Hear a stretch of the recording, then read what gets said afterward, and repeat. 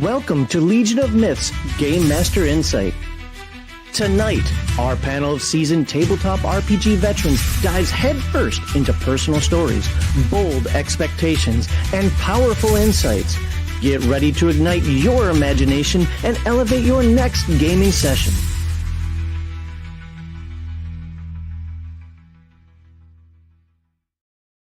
All right, welcome to Legion of Myths Game Master Insight. I am your host, John Maxdale Schlow, and I am truly grateful you are with us for tonight's discussion.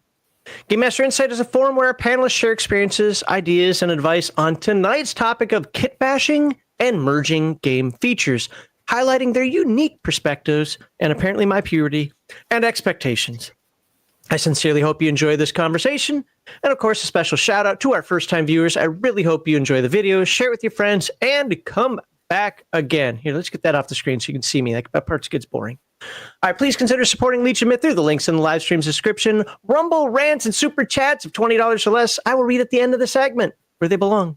$20 or more, I will interrupt the segment to read your rant or chat as immediately as I can. But yes, I will let somebody finish his topic first or his point, whatever. $50 or more, screw that person. I'm just going to interrupt. I'll take a drink in your name, and you can force the panel to answer any tabletop RPG-related question of your choice right then and there. If we reach $100 or more in Super Chats or Rumble Rants, there will be a $25 Palladium Book or Drive-Thru RPG gift card giveaway during the rando portion, segment 5, whatever you want to call it, of the show towards the end of the live stream. Legion Myth YouTube members and Rumble subscribers, as well as tonight's Super Chatters and Rumble Ranters, have the opportunity to win, but you must be watching at the time of the giveaway to claim your victory. Else, you don't exist. Mean nothing to me. Or it rolls over into next week. Legion of Myth moderators will time out or even ban people who attack any panelist or chatter. Attack the argument, not the person. And keep your very social media beefs off of my show. Actually, we have not had a problem with that recently, so cool. By the way, if you're watching on Rumble right now, I don't have the Rumble chat up. I will get that up as soon as we start the discussion here, so save your hate comments for me until then.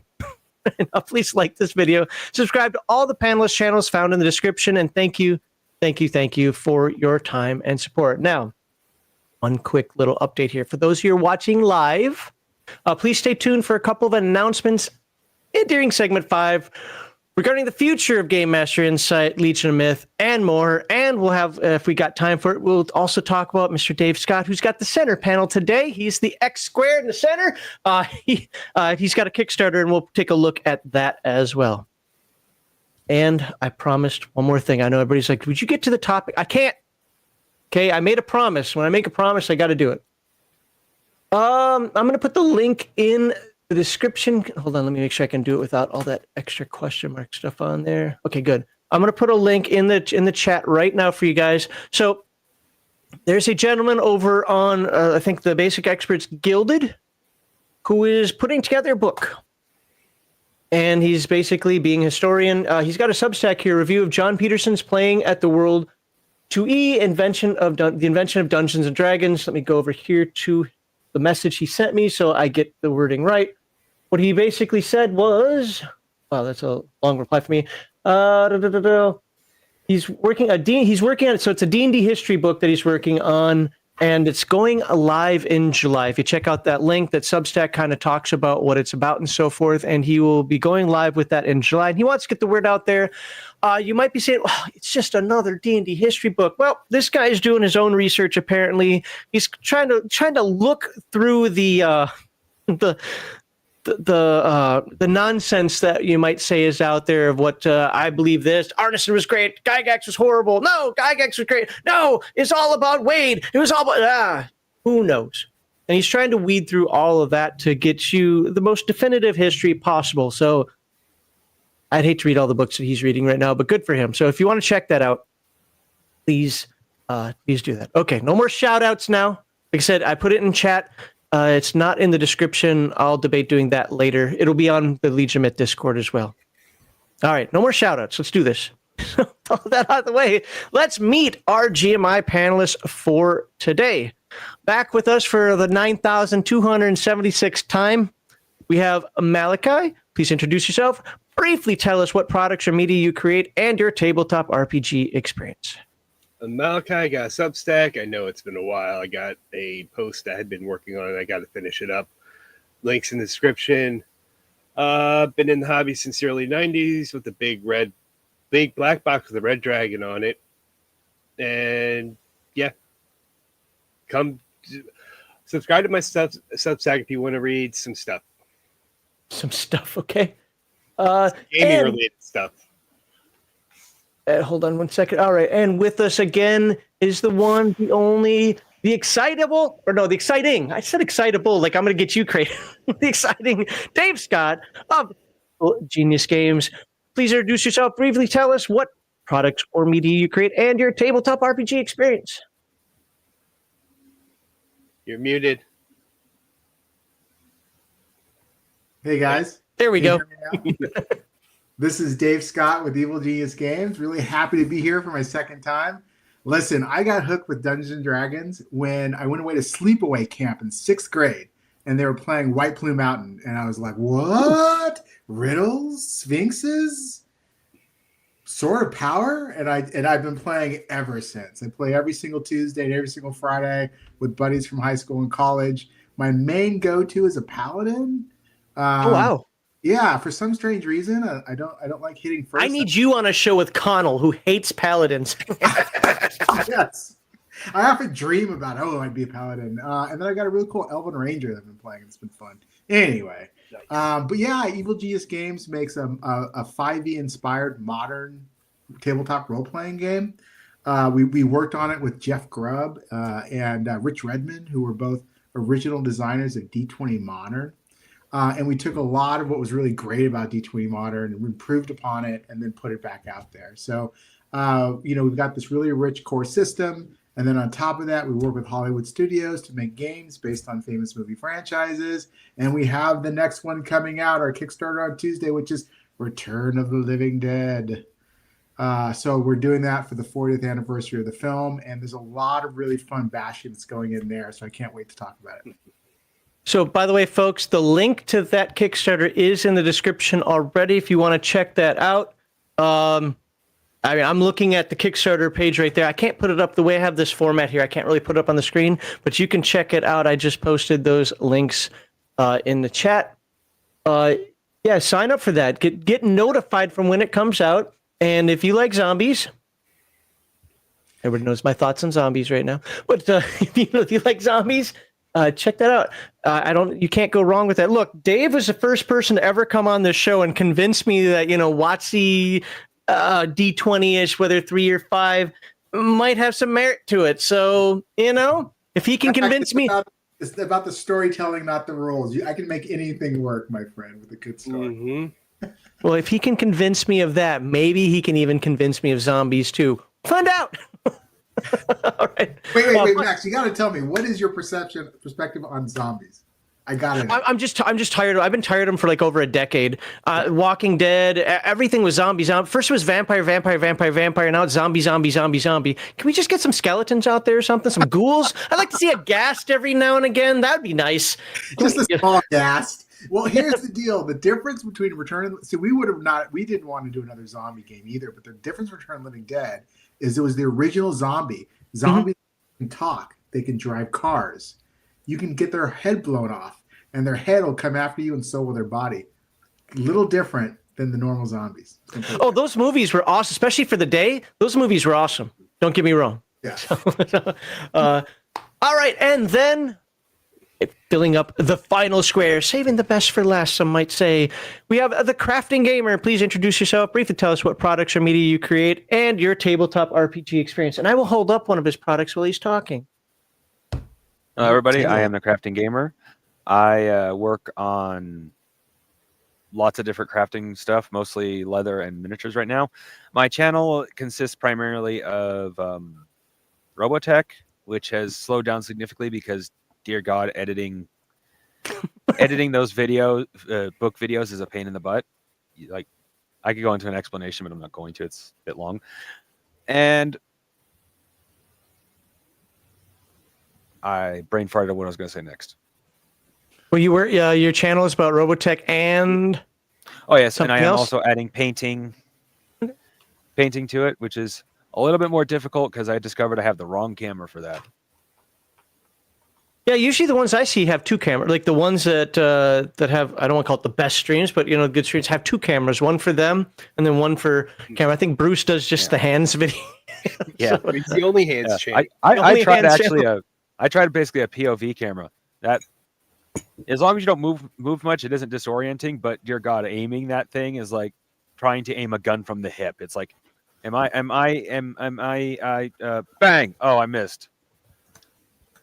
all right. Okay, well, with those introductions out of the way, we can get to the show here, and we're going to start with Malachi. So, as folks should know, because they hopefully saw the title of the stream, but in case they didn't, we're going to be talking about effectively merging, kit bashing, whatever term you want to use. We're taking an idea from over here, an idea from over here. We've got the peanut butter, we've got the chocolate.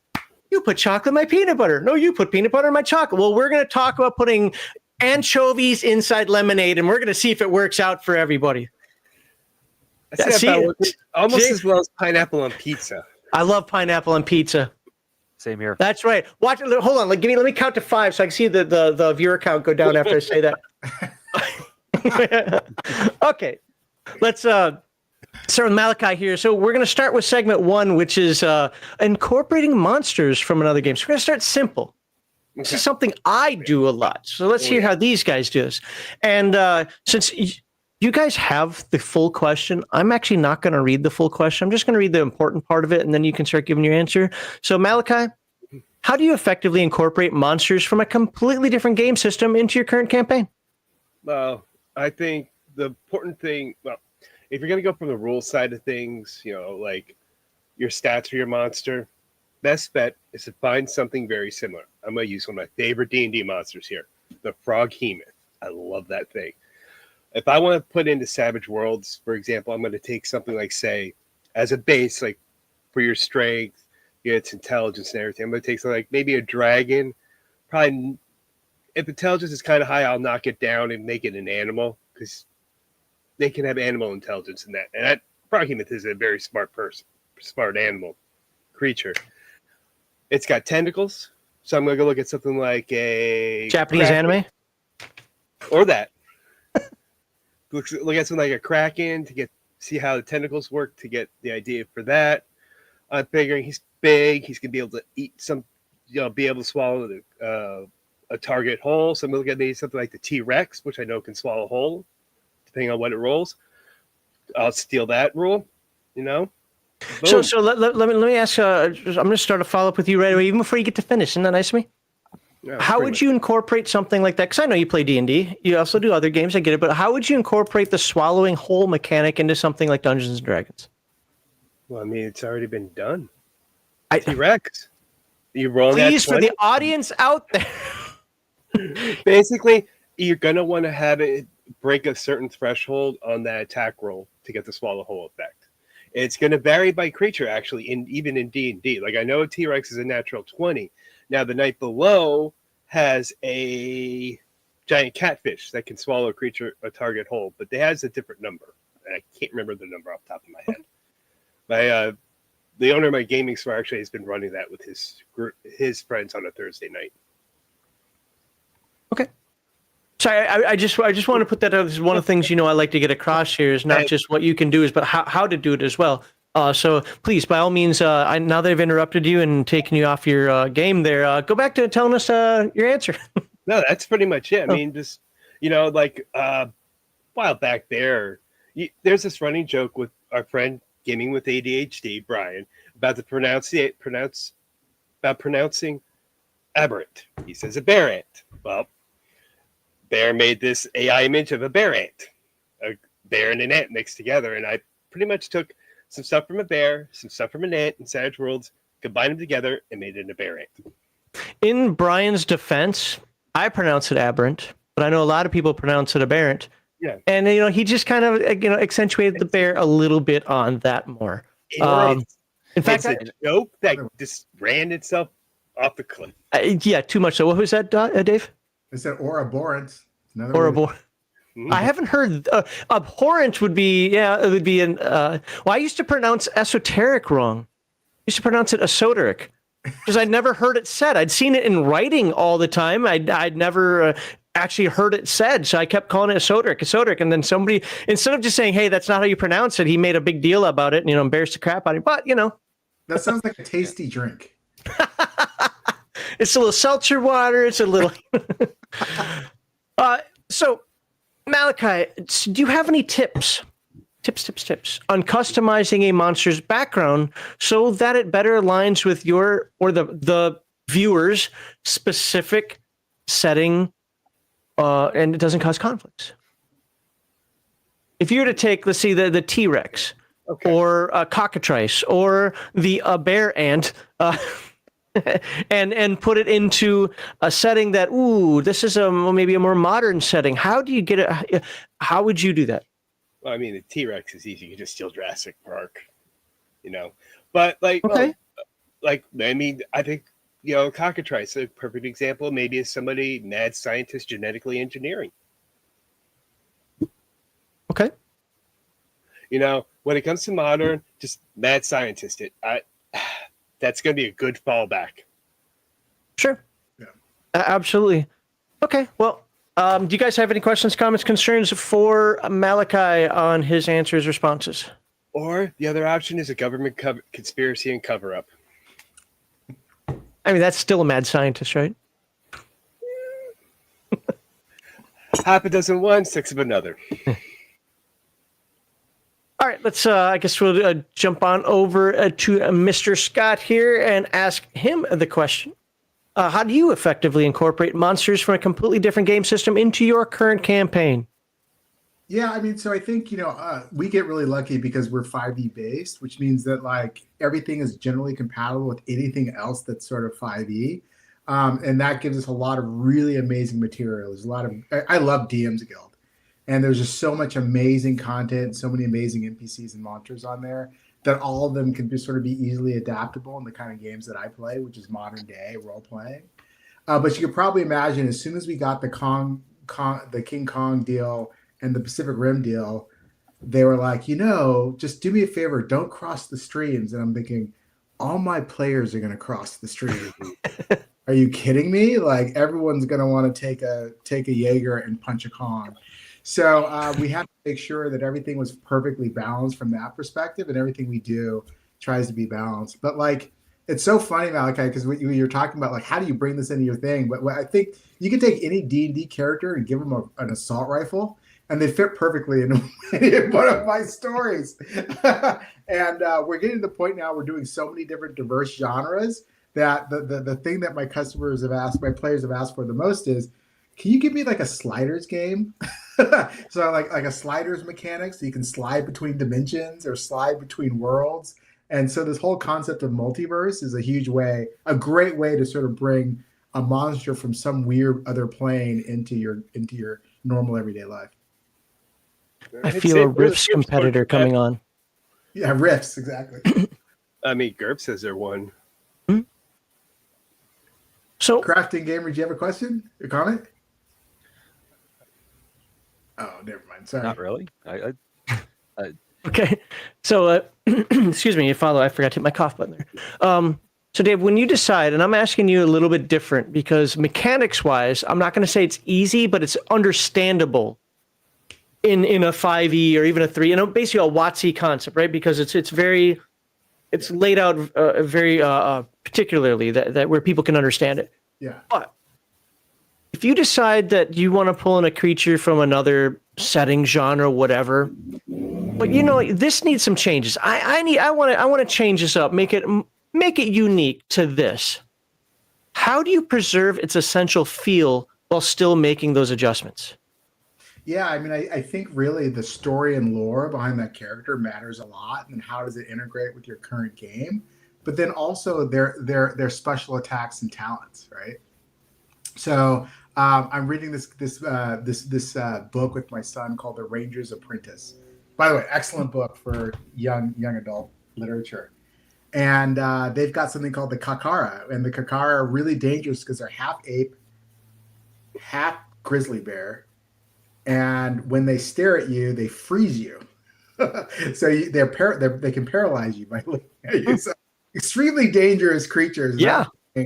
All right, I would love to stat this puppy out, right? Like obviously strong strength, Mhm. great hit points. They've got fur that's like steel, so they're going to have a high AC or defense.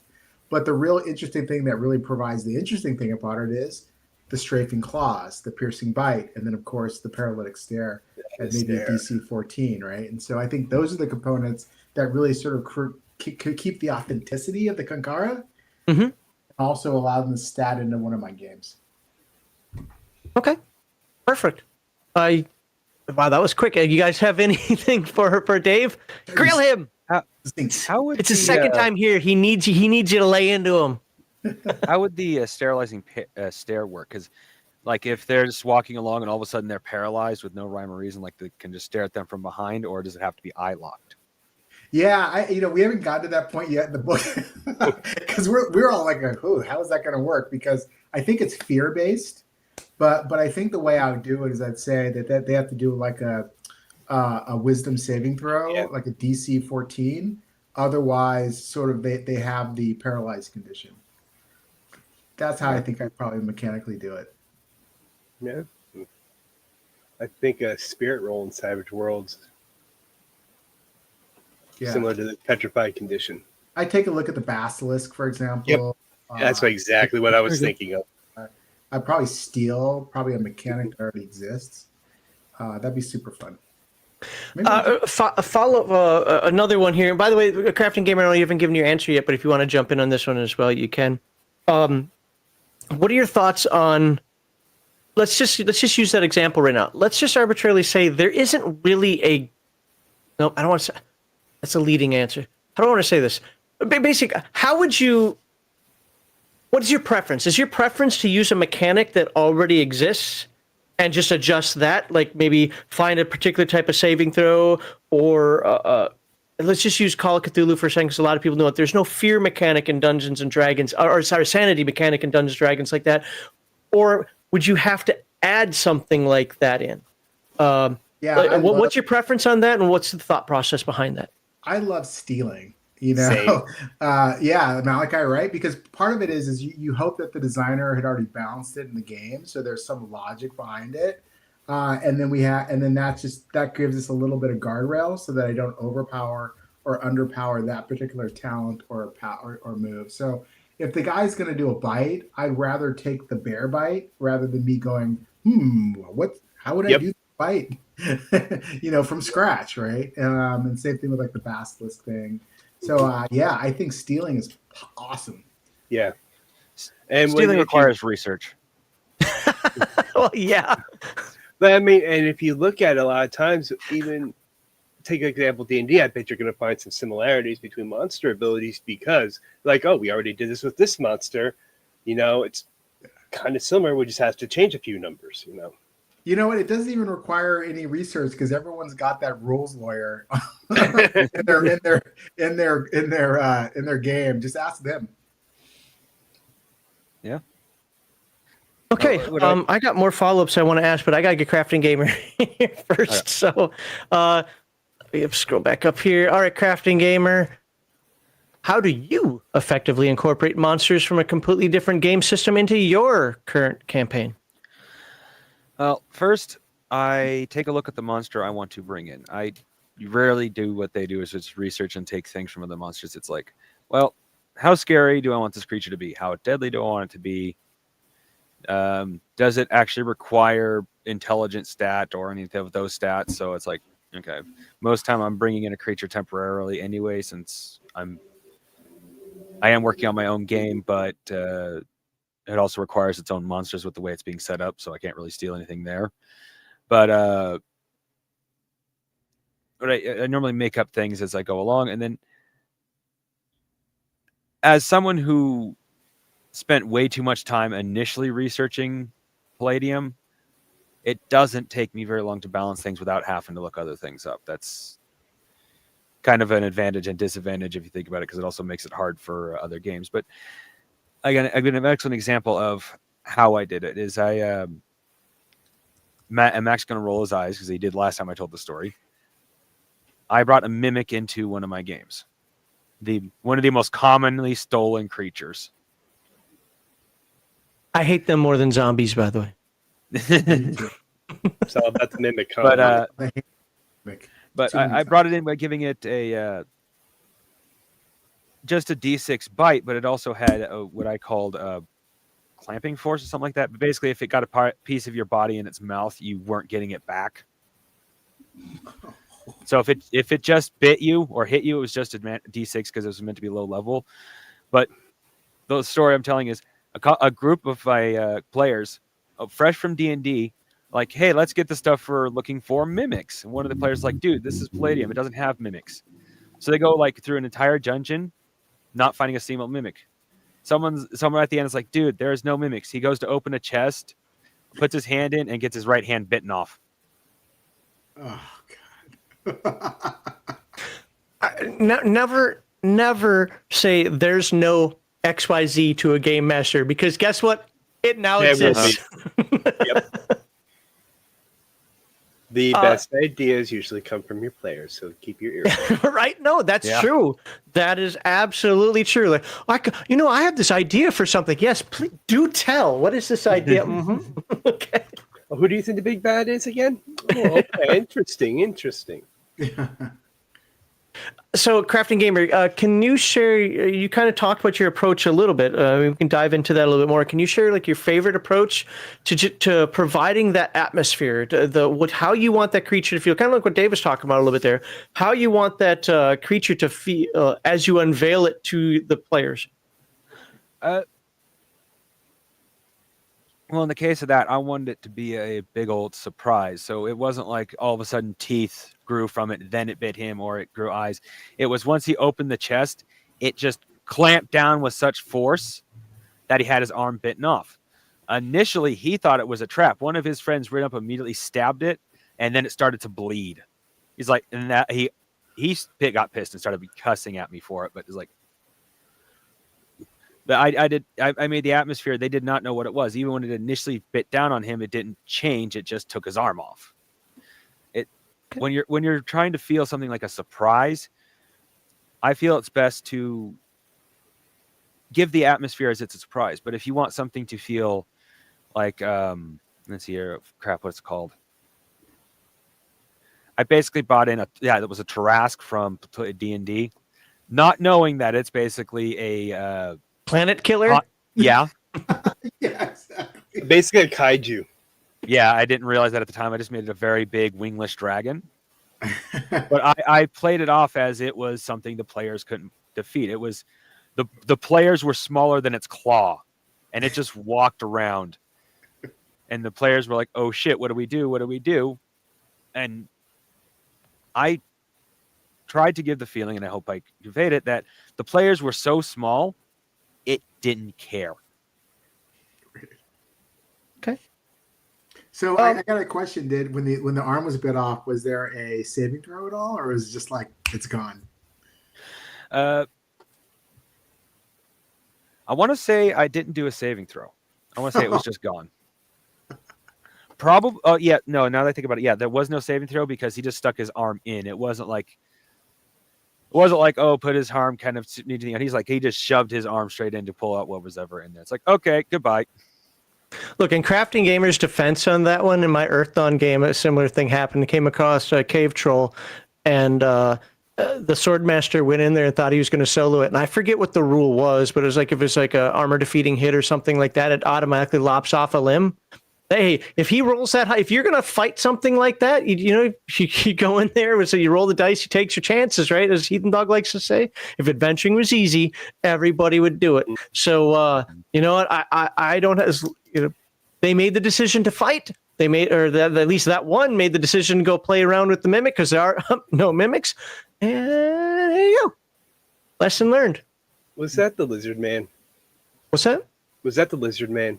This is the guy who played the Scrang, yeah, basically Lizard Man, yeah. He played but you know what? I know the story now. He was awesome with that character. The only character he was awesome with, but he was awesome with that character. He played that one-armed Swordmaster. It's like, I will fight you with just one arm, because he literally only had one arm. It was great. He actually did a really good job with it. After that, he learned his lesson. The player. Sorry. No, go ahead. I was going to say the player who lost his arm turned around and did something very similar. He at first he was mad, and then he thought about it and said. And I should ask, could I have an arm attachment, so I like have a sword off my arm now, so it can't be removed from me? Yes. And that's what he did. He had an entire setup, so his arm was now basically a sword, and it could not be removed from him. Okay, Baraka.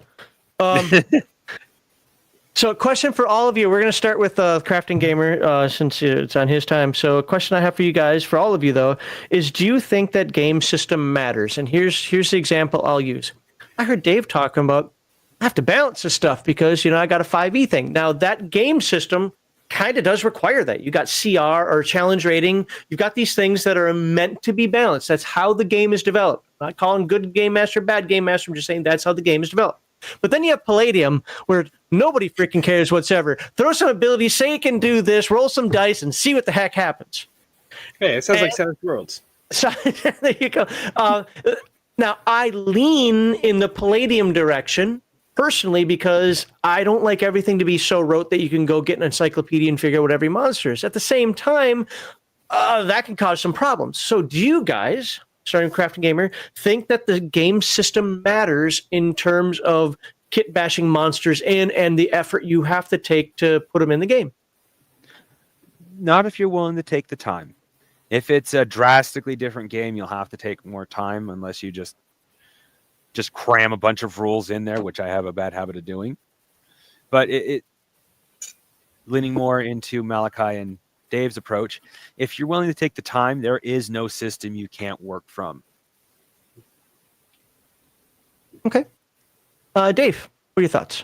Yeah, it's interesting. I actually think that it sort of matters. And the only reason is because, like, whenever I GM, I like to know how hard this should be for a typical party, right? And so what I love about the math of the CR is that I can do that. I can be like, I want an easy encounter. It's a CR 2.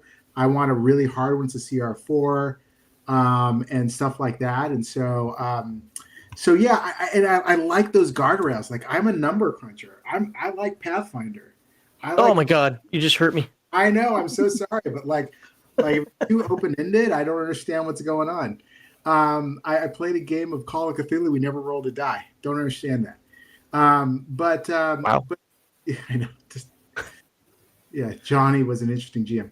But so what I think though is like for example, I played a really great game of Pathfinder where we were fighting statues, and they looked incredibly impossible. But then there was like a trick to their vulnerability that we finally figured out. Like, that stuff is fun to me. Oh, I agree with that. Yeah, I do think there's got to be something out there that's sort of balancing that stuff. Mm-hmm. And I find comfort in the math. So this is where you and I differ. And by the way, folks, just because we differ doesn't mean it's wrong, even if I might say it's right, no, or bad or whatever. It's just different strokes for different folks. I'm more on the lore side. Malachi, I bet you he knows what story I'm about to tell real quickly here. Trolls. Oh yeah, yeah, I know. Movie. Just as an example, like come across some trolls. Not all trolls have to be hurt by fire and acid and immune to everything else. You can come up with something else, but instead of just worrying about the number side of it, you come across the old druid who says, yes, these trolls don't come into the wood. They have an aversion to it. You go, I wonder why that is. And maybe you prick them with an arrow. Oh, crap, those things are actually hurting them. Or you beat them with a club. Oh, these things are actually vulnerable to wood instead. Something like that. Now, same coin, two different sides of it. He likes the more numbers mechanics side of it, which, to be fair, what I'm talking about is numbers mechanics as well, right? It's just I put it into a lore context like that. I think they both work wonderfully. And I think that's super fun. But if you went out there and said, trolls are now invulnerable to like apple cider, it breaks the game, right? But like, sure, if you could figure out a way to make apples for apples in that meaningful way, mm-hmm. I love it. I love those kind of tricks, right? Where wood instead of like, what you thought it was going to be, like just with our zombies and Return of the Living Dead, mm-hmm. The whole premise is you can cut off their entire head and they still keep it going after you. So when we were playtesting the game, we're like, holy shit, what do we do? Like, someone pull up the grappling rules, because I never learned the grappling rules. So yeah, I love those spins. That's great. Yeah, as long as for me, as long as it's meaningful. Like I said, they're like, why would those trolls be wandering around the jungle if you know if wood if they have an aversion to wood, something like that. But if you kind of put a meaningful or reasonable hook in there for it's like, this is kind of odd about these things, Comes back to the story. Right. Exactly. So, okay, Malachi, what are your thoughts on that? You remember the question? I can re-ask it if you want. Okay. Re-ask it just to make sure I got it. It's just, do you think that game system matters? And the examples, and funny the examples, because I have it written down in my chicken scratch there, is the difference between something like Pathfinder and Palladium. Yeah. I think more so for me, I think but game style more matters for me with the style of game I run and the kind of overall genre I'm going for. I'm not, when it comes to like converting stuff and that, I don't really look at the system at all, just for what I need it for. Okay. Do you think that different systems require more work? For example, maybe you think I'm wrong about this, but I'll just say it. I think it's more work to convert something from whatever to Pathfinder than it would be from whatever to Palladium, because I can just make it up in Palladium, right? Yeah, like for me, like Savage Worlds, Castles Sure, of Crusades, those are two easy systems for me to convert stuff to. D&D 5e, yeah, I could probably wing it. They got that chart in the book, in the Monster Manual, which really helps you with converting and stuff. 2024, well, I just got to use what's in the book because they don't really help you out. All right. Anything you guys want to follow up when it comes to monster mashing? I know there's a lot more we could talk about. I'm sure I'll get some comments out there. Why didn't you say this? Why didn't you consider that? Because we do, we try to keep the segments to a reasonable amount of time sometimes. But anything on the kitbashing monsters, so to speak, that you guys want to follow up with? All righty. No, one thing I think is important is making sure you're very familiar with the core rules of the game that you're converting to. Okay. All right. Well, our next segment is going to be using rules from another system in your game. I may have spilled the beans on that a little bit there, like an example that one could use, and hopefully I'm not taking one of their talk points away from them, is like an insanity mechanic in...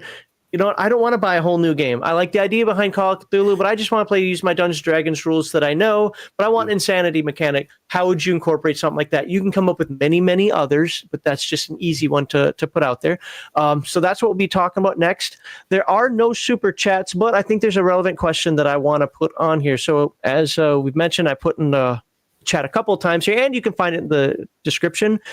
Dave and Evil Genius Games, they're doing Return of the Living Dead, the official TTRPG. And there's a question for that one right here. It's like, do you need everyday heroes to play Return of the Living Dead?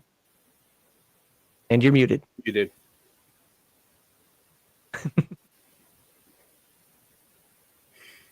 Control D. Oh, is that what it is? I don't even know the hotkeys for it. Nope, he's still muted. I didn't mute him. No, he muted himself. Can I unmute him? Yeah, there we go. There we go.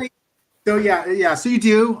It allows us to be able to sell a 100-page game rather than a 500-page game every single time. So you do need the mechanics, but there's lots of ways to get them.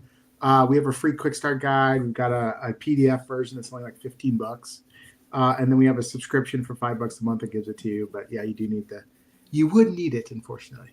So just a little follow-up to that then. So Everyday Heroes is kind of like the core system, and then everything else just kind of branches from that. So you can, essentially, you need the core rule book to play the setting.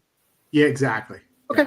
Yeah. It's like Ravenloft, right? Like you need D&D to play Ravenloft. Yeah. Now, is there an SRD, a system reference document? Yeah, there is. Yeah. We have an SRD on our website, sidekick.evilgeniusgames.com. It's free. So you can just totally use that if you don't want to shell out the cash. Okie dokie. All right. Since we didn't get any super chats, let me put this on the screen here. Well, I normally would now say if you want to join.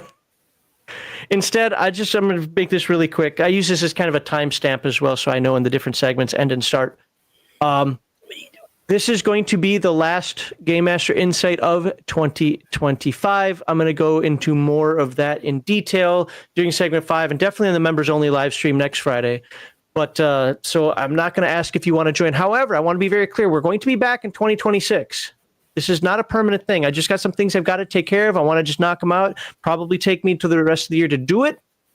And then we're coming back. And I'm going to be totally prepared. We're going to have segments. We're going to have topics, all types of stuff long before we're ready to go. So by all means, stay tuned for more GMI, just unfortunately in 2026. And of course, if you enjoy this discussion, please like this video, subscribe to all the panelist channels, which you can find in the description.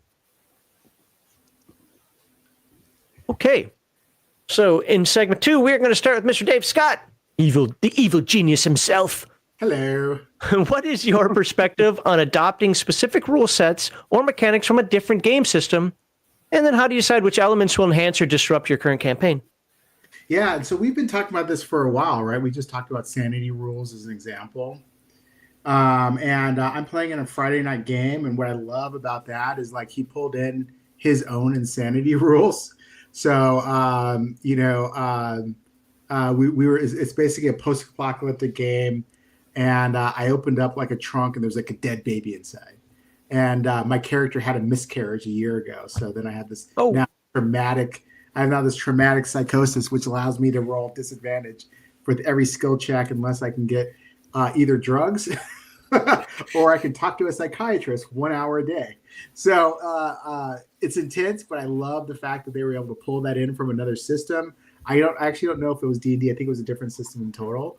But I love that idea. You know, like there's so much that you can't write in the system, like wound location or identity or starving mechanics or you name it, that having the ability to sort of do to graft that in when it's appropriate seems super cool. Unless you're Alexander McCreasy and you write a 1,500-page opus, no, but I get it because I mean I'm looking at that as well, and you mentioned something that's near and dear to me. Like I love survival mechanics, but I just don't want them to be overbearing, and so pulling them in. What are your thoughts on? I don't know if you played. If you haven't played it, no big deal. I've got a real follow-up question for you. But have you seen the fear or the stress mechanics from the Alien RPG? You know what? I still have not played that game. I hope to get to it in Gen Con because I love Alien and I love the concept. Okay. You might even get to play the new one that they're releasing. So depending on, I don't know anything about. I backed it, but I don't ever read things before they go live. I don't like reading the betas and so forth because I get jaded. So I have not read it yet, but I'm pretty sure they kept the stress mechanic there. That's something I like almost better than the sanity mechanic. So. Interesting. So can you give an example? Because let's be honest, your game can pull in a lot of stuff, a lot of ideas from depending on the setting and so forth. Can you give an example of a rule or a concept that you initially resisted, but ended up enjoying it once you tried it? Yeah. We spent months debating whether or not we wanted narcotic and addiction rules in our game.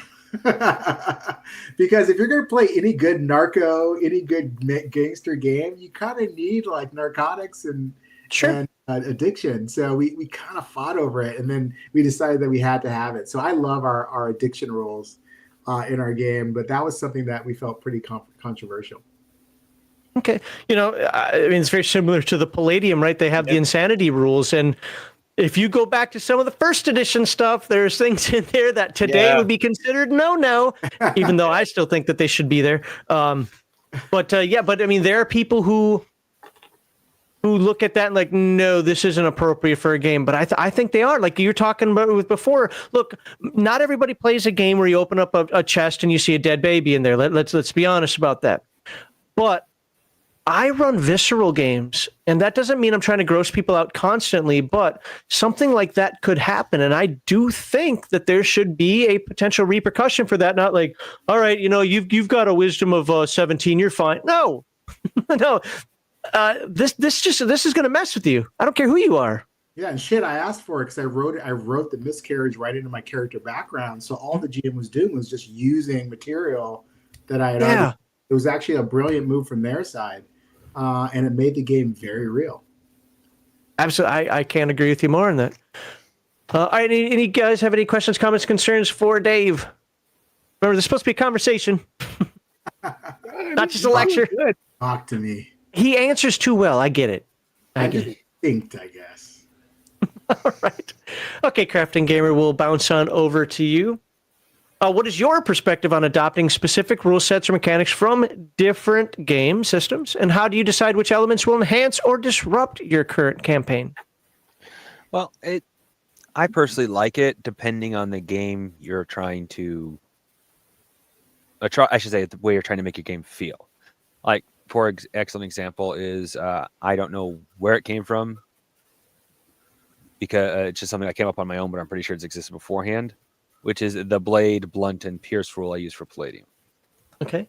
Long story short, I don't like how armor rating works in Palladium because you would actually cripple somebody if you use the Palladium rules in any level of reality.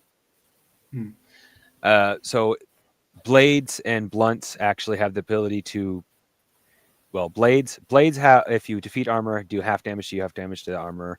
Blunt will do half damage to your armor, period. Doesn't matter if you defeat the AR or not.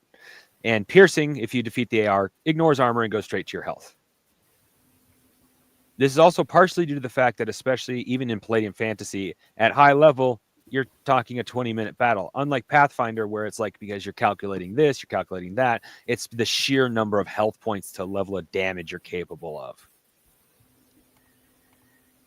Okay, so I can tell you that those rules, I probably even earlier than this, but I know they're codified to some degree as an optional rule set in Dungeons & Dragons 2nd edition. Yeah. Okay. And I'm sorry, what's the second half of the question? It's describing what I did, right? Just how do you decide which elements? What's kind of your process? Like, you know what, that's good, that's not good. Like, how do you handle that? I handle that by kind of play testing. I either get it with a group of characters I know I can trust, or I warn players, hey, this is a little bit different and I'm not quite used to it. If it doesn't work out, we'll just scrap it mid-game, if that's all right with you guys. But if you guys really like it, we'll go ahead and keep it. Or if I really like it, we'll go ahead and keep it. For me, especially when I'm trying new rules, a hands-on, let's experiment is usually the best approach. Okay. So you actually do take the time to play test stuff? Do you do that like as a solo play, or do you do that with people at the table? I try solo play first, but I really, really like getting other people in on it because more than one opinion has proven to be valuable for making things make sense. But also, like, how is it going to be abused is also very useful to know. And you could come up with 1,000 rules and see how you can abuse them in a million ways. Someone else will have 1,000,001, and that one is going to fuck that rule over so badly. Oh, sorry, no cussing. Well, it's not, how do I say this? Just try to not cuss. That's all I ask. I don't actually have a rule against it. I just ask that people try not to. So what sort of communication do you have with your players when you plan? So after you've tested that mechanic internally, how do you communicate with your players? Like, hey, I'm going to add this to the game. I tell them, in the case of what I've done, it's usually what I have done usually comes with a lot of, like I said before, a lot of one shots or mini campaigns, as I prefer to call them, like 5 or 6 sessions with a different group each time. So it's more along the lines of, hey, if you read the book, this will be different because I play these different rules. But if I was going to introduce it to a current game, I'd say, hey, guys, this is going to be kind of a loosey-goosey game today. I want to try these couple of the rules and see how they work. If we don't like them, we can try something else or just go back to the original. I would definitely ask for them lots of feedback, guys. How does the rule work for you as you're using it? How does it feel to be used with the character versus how does it feel just to be used? Do you feel it actually adds anything to the game, or am I just making things more complicated for no reason? Yes, it adds complication. All right. Anything that you guys have for the Crafting Gamer? Okie dokie. Malachi, sir, you get the question now. What is your perspective on adopting specific rule sets? I just jabbed myself my dick with my pen. Oh, God. Well, I'm glad this is the last. Is the last stream of the year. So, What is your perspective? What is your perspective Okay, on Mickey. I know, right? What is your perspective on adopting specific rule sets or mechanics from a different game system, and how do you decide which elements will enhance or disrupt your current campaign? I think for me, number one is if I'm running a system, I'm looking for what I need that is missing. For example, when it comes to classic D&D, my favorite thing to run is going to be Castles and Crusades. It's really easy to educate. But one thing that I like from like second edition and basic are reaction rolls and morale, which aren't in Castles and Crusades. Luckily, I can pull them whole cloth from second edition and pop them right in without any work. That's one thing I will look for is how can I get a rule or set of rules into a system with as little work as possible and it will play as smooth as possible. Oh, Yeah. Some of you guys just end abruptly, and it doesn't sound like an ending to me. No, that's fine. So, what lessons have you learned? And I'm guessing Savage World is going to be your go-to again on this one, but maybe not. Just because of how easy it is to kind of plug and play stuff into that.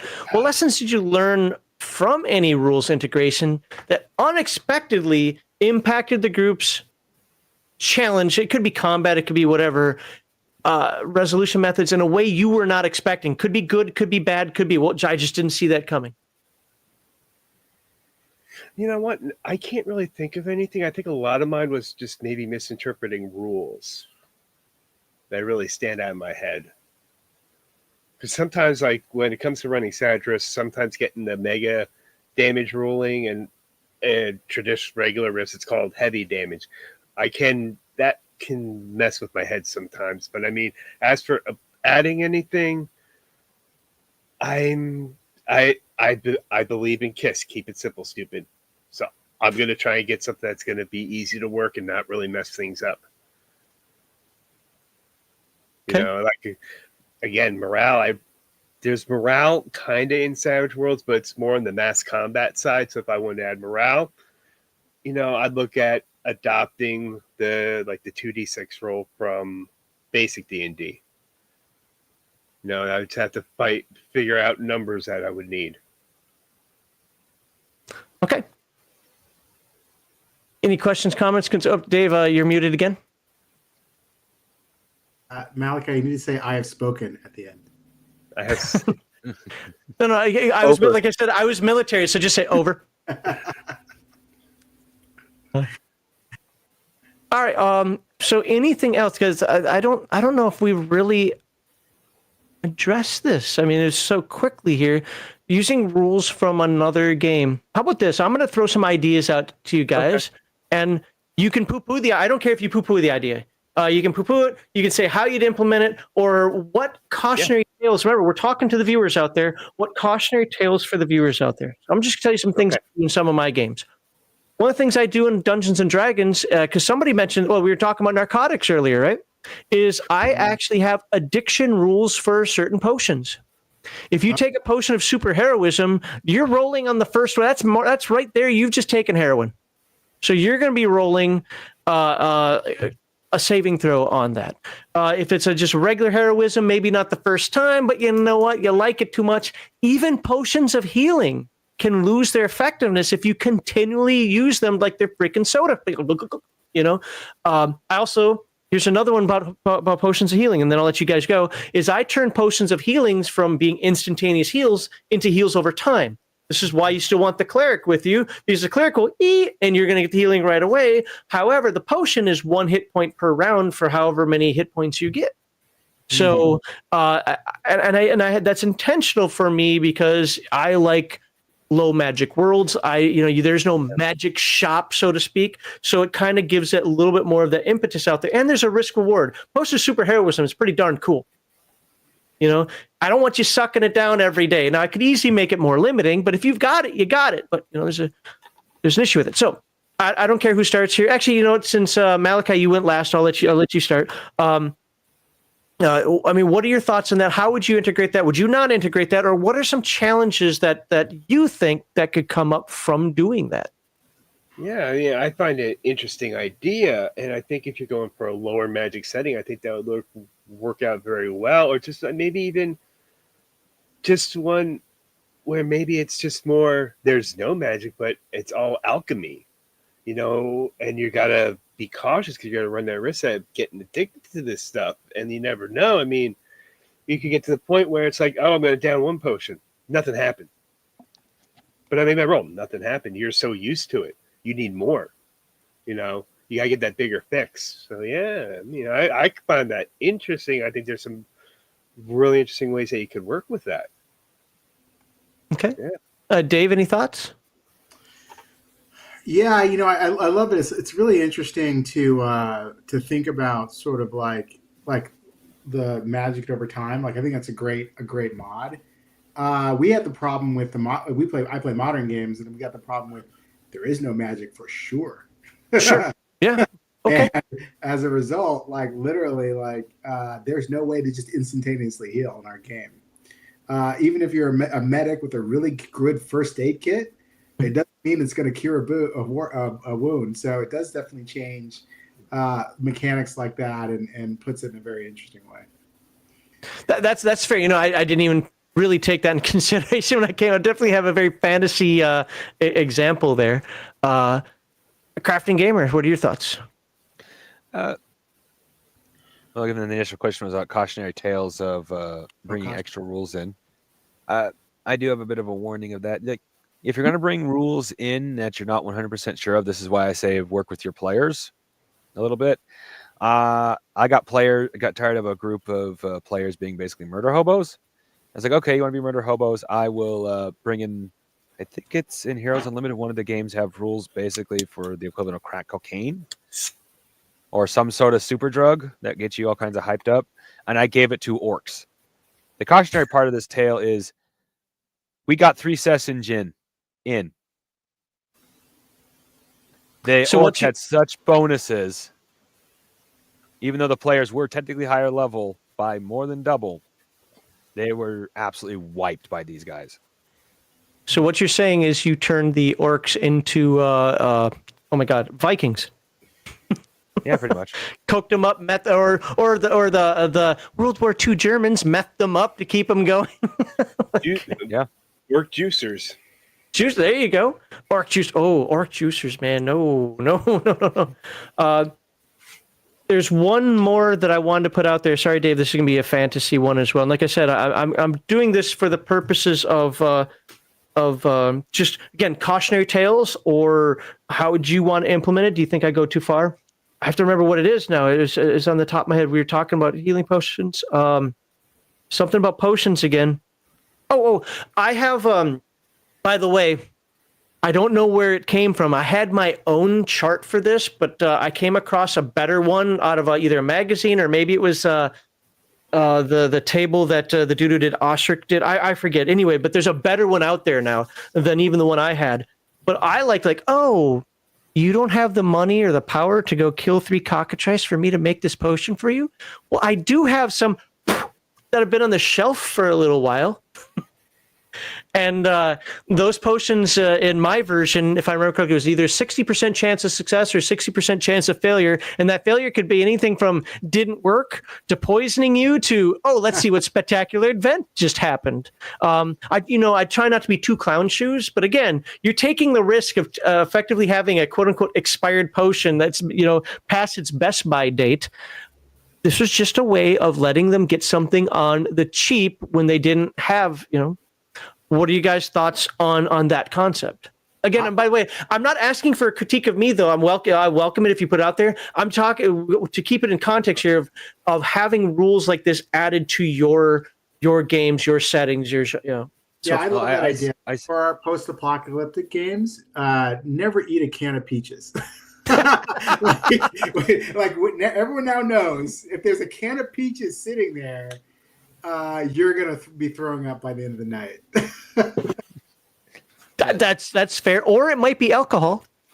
Yeah. I seen an excellent example of this. It was technically a meme, but it fits Max's example perfectly. You get it on the cheap, a potion of flying on the cheap. What you don't read on the bottle: apply externally because the So that'd be meme an shows him oil of drinking it flying and- then. Yeah, well, I he got came out it. the guy's mouth. Well, you still have to apply it another way. Yeah. Stop. Hey, I just suggested. No, but that's like, I like that idea. You know, it's that, does the player want to take the chance? And it's really up to the player. Right. More than anything.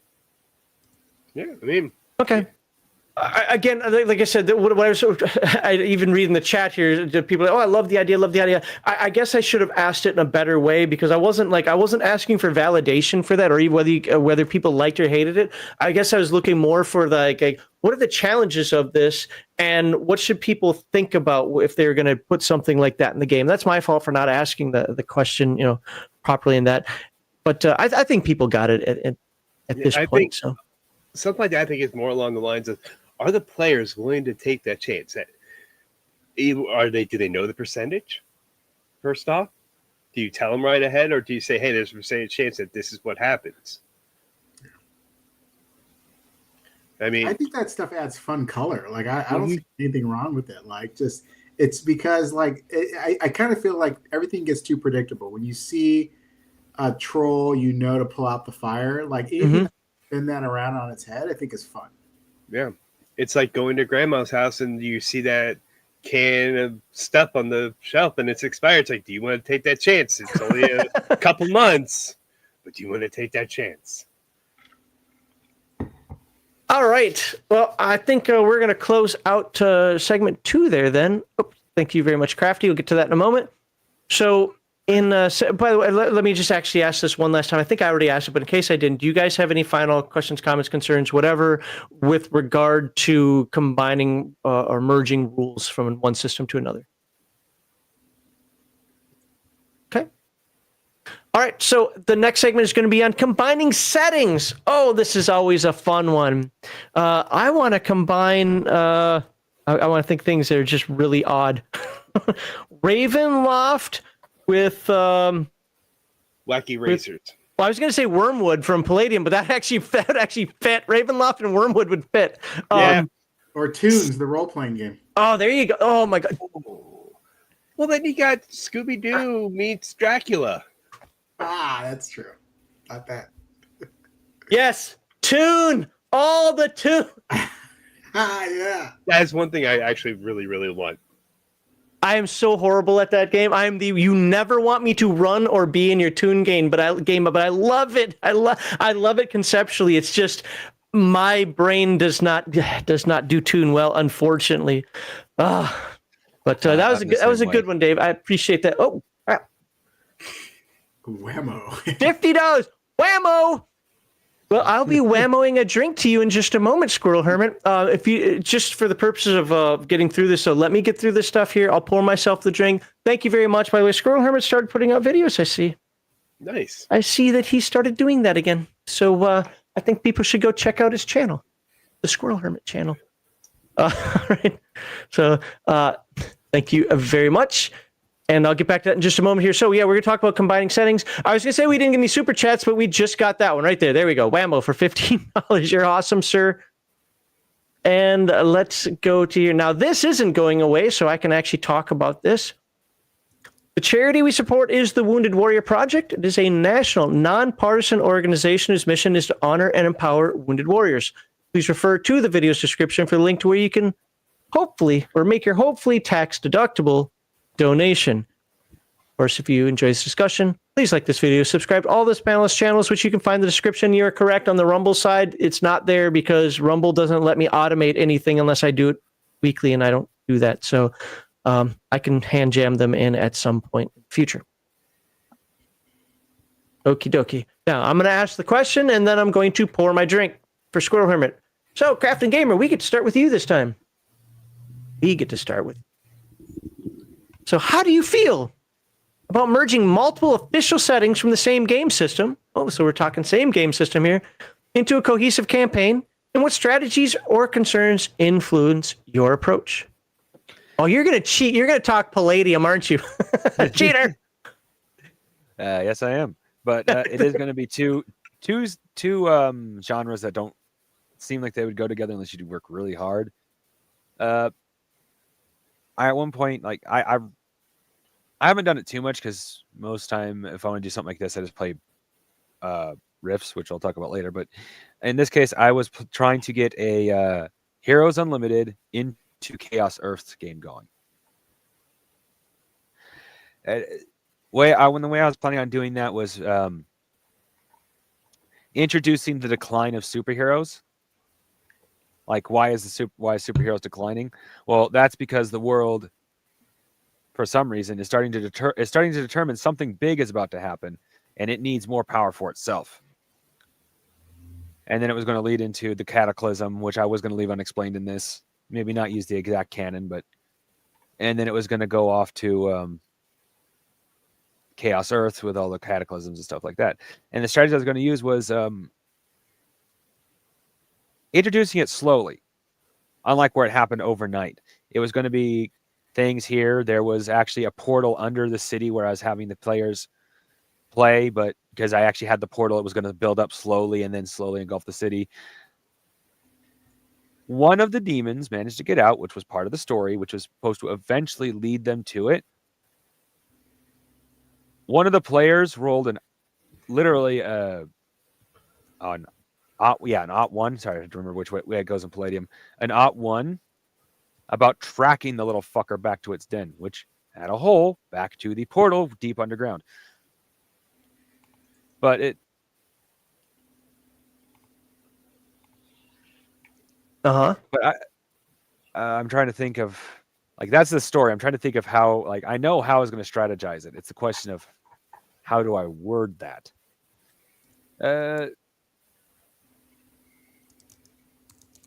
Little things were going to start happening in the city besides that little demon. Like, that little demon was actually just the start. And then other things are going to happen. You'd have reports of the living dead. Well, it's going to start with the dead dancing in graveyards.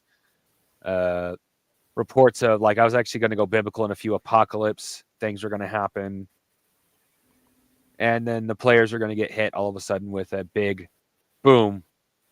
The Earth is now ending. Okay. So you're talking Heroes Unlimited and Chaos Earth. One's an SDC game, one's an MDC game. So how do you manage potential imbalance when one of the settings obviously offers a more high-powered ability and items that could overshadow even the superpowers of a Heroes Unlimited setting? Well, that was going to be, well, first off, when they did that in the Heroes Unlimited, the MDC was technically already in the game, but you would have to have military license to get it. So one player actually did have MDC equipment. And the other players were going to be MDC creatures when the world shifted. So I didn't think much about that. But the way I would definitely handle that is giving the superheroes either automatically, even if it's not within the rules, MDC, so they don't just get smushed right off the bat, or give them some sort of MDC equipment so they're not smushed right off the bat. Okay. Squirrel Hermit, sir, this is for you. Thank you for the $50 super chat. Oh, right. Whew. Been a while since I've had any of that. All right. I think I had one more follow. No, I didn't. The follow-up wasn't going to be for you on that one. All right. You guys have any questions, comments, concerns for the Crafting Gamer with regard to merging Heroes Unlimited and Chaos Earth or something similar to that? I think it sounds like an interesting concept. I'll say that. Cool. Okay. All right, Malachi. How do you feel about merging multiple official settings from the same game system into one cohesive campaign, and what strategies or concerns influence your approach? Official? Hell, I'll convert stuff if I have to, if it doesn't have what I want. Oh, look at that. Oh, you don't want whatever. I do what I want. Hell yeah. I mean, I got the last of the companions for Savage Worlds was a fantasy or sci-fi companion. It's freaking awesome. The stuff that you can do with that and all the stuff you can go between all the different companions and all the different stuff for Savage Worlds because all build around the same map, except for like Sadris and Savage Pathfinder. That's a little bit upper in power, but it's a baseline game. They got stuff like they got the Predator with the serial numbers filed off. You can be running your fantasy campaign, decide to have the Predator go hunting the party if you want. I mean, why not? Why not have a little bit of fun? I mean, mixing genres can just come up with crazy stuff and neat stuff. I remember Expedition to Barrier Peaks, one of the coolest adventures for first edition, where you have a party, they're going and they're investigating this this UFO that's crashed and been covered over. Oh my god, you missed fantasy and sci-fi. I quit. I love it. You're not going to have any fun then, sir. No, well, these guys, I didn't, before the stream, I was talking to him real quickly about a guy that was in one of my games long time ago. I basically did that. Was not running that module, by the way. It probably wasn't nearly as cool as that module, but I had the same concept, and that's what he did. He quit my game because I put a spaceship in his fantasy game. I mean, like, and then the module actually helped to flesh out the backstory of the Mind Flayers. Because it turns out that they might come from another planet. You're right. I remember that. Yeah, you know, you can do some neat stuff with your background of your setting, the monsters and everything. And, you know, maybe you could be wrong. Maybe it's right. You just throw the ideas out there and let the party decide even. Remember, some of the best ideas come from your players. Yeah. Okay. That's it. So what ways do you keep each of the setting distinct atmosphere intact while allowing them to interact and overlap? So let's say you're playing Deadlands or a Deadlands style game, and you decide to put in a cow. You're playing Cowpunchers, all right? And you decide you want to put the Predator in there. How do you do that while still keeping the Predator feeling like the Predator, but Cowpunchers still feeling like Weird West? Actually, Cowpunchers isn't Weird West. Deadlands is, but I thought Cowpunchers was Weird West also. No, actually, Okay. somebody has talked about making a Weird West supplement for it. All right. Well, instead of correcting me, just answer the damn question. Well, I mean, I'm gonna say using the Predator and the Wild West, just honestly, I feel like they did a pretty good job, you know, making the Predator feel different, unique, outer spacey in the Prey movie, where it's with Native Americans. That was cool. Yeah, I really liked it. It's just I don't want to word this. I think you have to really dial in the core setting, which is, you know, where the area you're playing in, really dial that in, really get that down pat, and then bring the Predator in. Yeah, exactly. Because he's going to be the difference, the catalyst that's going to really spin things around. So, but how do you keep that Western kind of cowboy? Is it? I can't think of, like, I had a little Western ditty in my head, and now I can't do it. But you know, that little Western theme. But then, kaboom, there's a Predator and his little purr and his little red dots going all over the place. And yeah, you know, it's, you know, like the first Predator movie. You know, when you keep it very Western, and then you just had those, like, there's a red dot. You know, somebody comes running in about somebody disappearing, or that they found this body. You're gonna bring the Predator into the saloon, and he gets the sheriff, and yeah, that's gonna go. Oh, Predator's going in and going to town, killing everybody. No, he's hunting. You gotta keep his core philosophy going, and he's gonna be taking everybody out one at a time, quietly. So then that's gonna until you find this tree full of skulls. Yep, exactly. Or even like in the first movie, they found the guys skinned and hanging there, and they're like, they thought the gorillas that they were fighting did that. Can you throw like that in there? Like, maybe people are gonna think it's Native Americans. I just give the Predator a 10-gallon hat. And we just went clown shoes. Well, he could end up with one. Oh Lord. As a souvenir. Yeah. All right, we're done with all that conversation. We're moving over to Dave Scott, see if we can get some reality. But all right. Okay, Well, sir, listen, how do you feel about merging multiple official settings from the same game system into one cohesive campaign, and what strategies or concerns influence your approach? Well, first I want to respond to Nerdy Ogre. Like I will die trying to get the Cowboys versus Aliens license because I really want to make that game so bad. That was the one with Harrison Ford, right? Yep. No, it's Chris Brown. Wait, no, it was Daniel Craig. Oh, yeah, no, Ford was in it too. Oh, was he? Okay. I think He so. was the initial bad guy, and then it got shifted to the aliens. Yes, for some reason I didn't like. I mean, I liked it conceptually, but I can't remember if it was the ending or something. Like I just found it wasn't just kind of. It wasn't a great movie, but the concept I just loved. Yeah, okay, fair. I think it was a comic or graphic novel originally. It was a comic book. Yeah. It was a comic book. Yeah. So listen, to answer your, first of all, I love what Malachi said, which is that you do need an extremely strong and firm setting, right? It's got to be either in one person's setting or the other person's setting. With our game, there's no reason why you can't play a Highlander, because they live forever, in a Pacific Rim game, which is in the future. Why, they could be piloting a mech, right? But I think the real trick is you got to be really sure that they're actually in the Pacific Rim world with all the constraints and mechanics of that world. And so there we go. How do they deal with all the things that are associated with it? How do they deal with their life in that world? How are they coping? How are they bringing their flashbacks? Things along those lines. And I think that's the real trick: is you need a fermented world, and then you need to figure out how they flesh with the other world. What I love about that movie, about the Prey, was that this was a perfect example of kitbashing Predator, right? Where you put Predator right into a Mesoamerican world, and they dealt with all the constraints of that. Like, you never really explored the Predator in any other way other than he's just being a predator and he's on his vacation, his hunting vacation.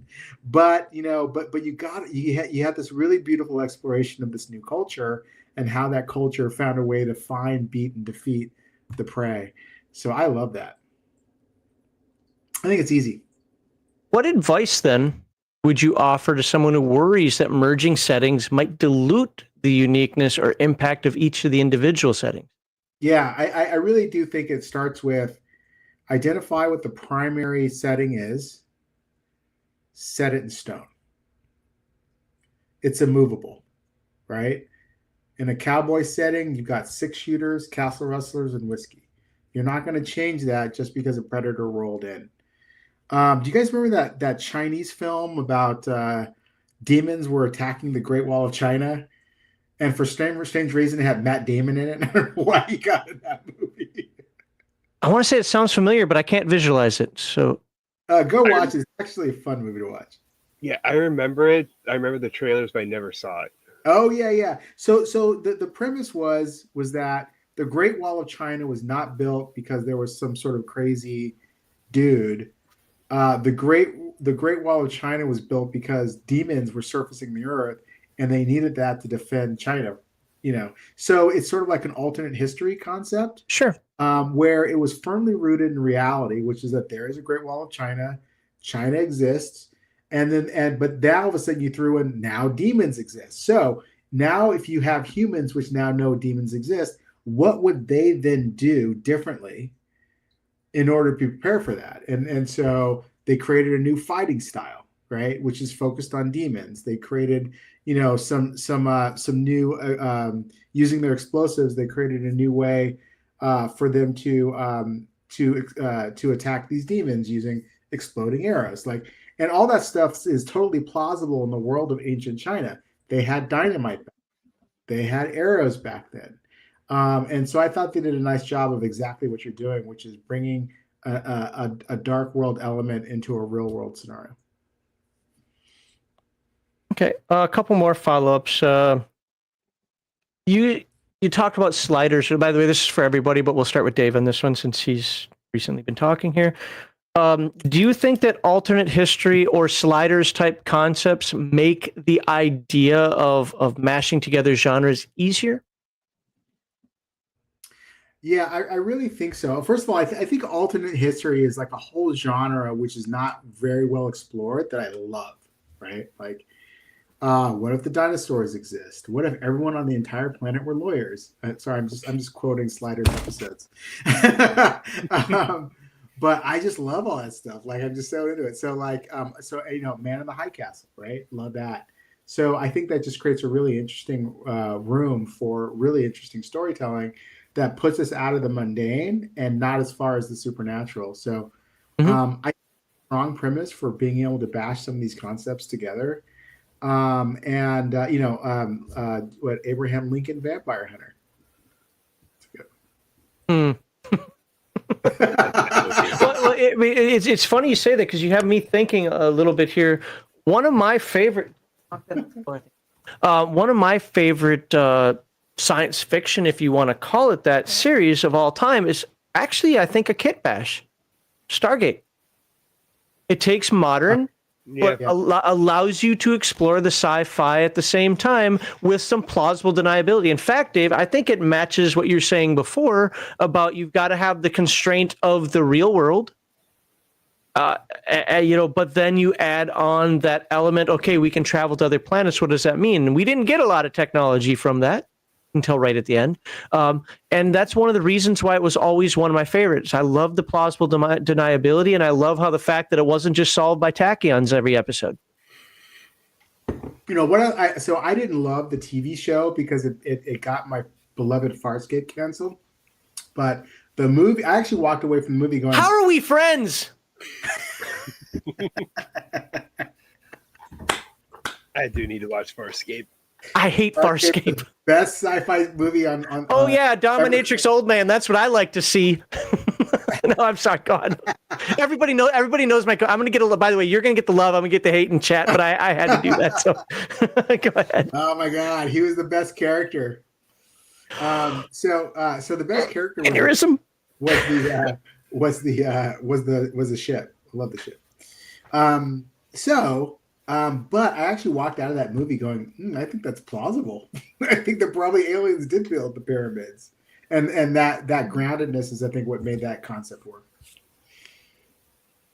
Okay, Malachi. So the same follow-up question for you, just to go back. So, do you think that alternate history and sliders type, transdimensional, whatever you want to call it, type games make it easier to kind of do these kind of mashups?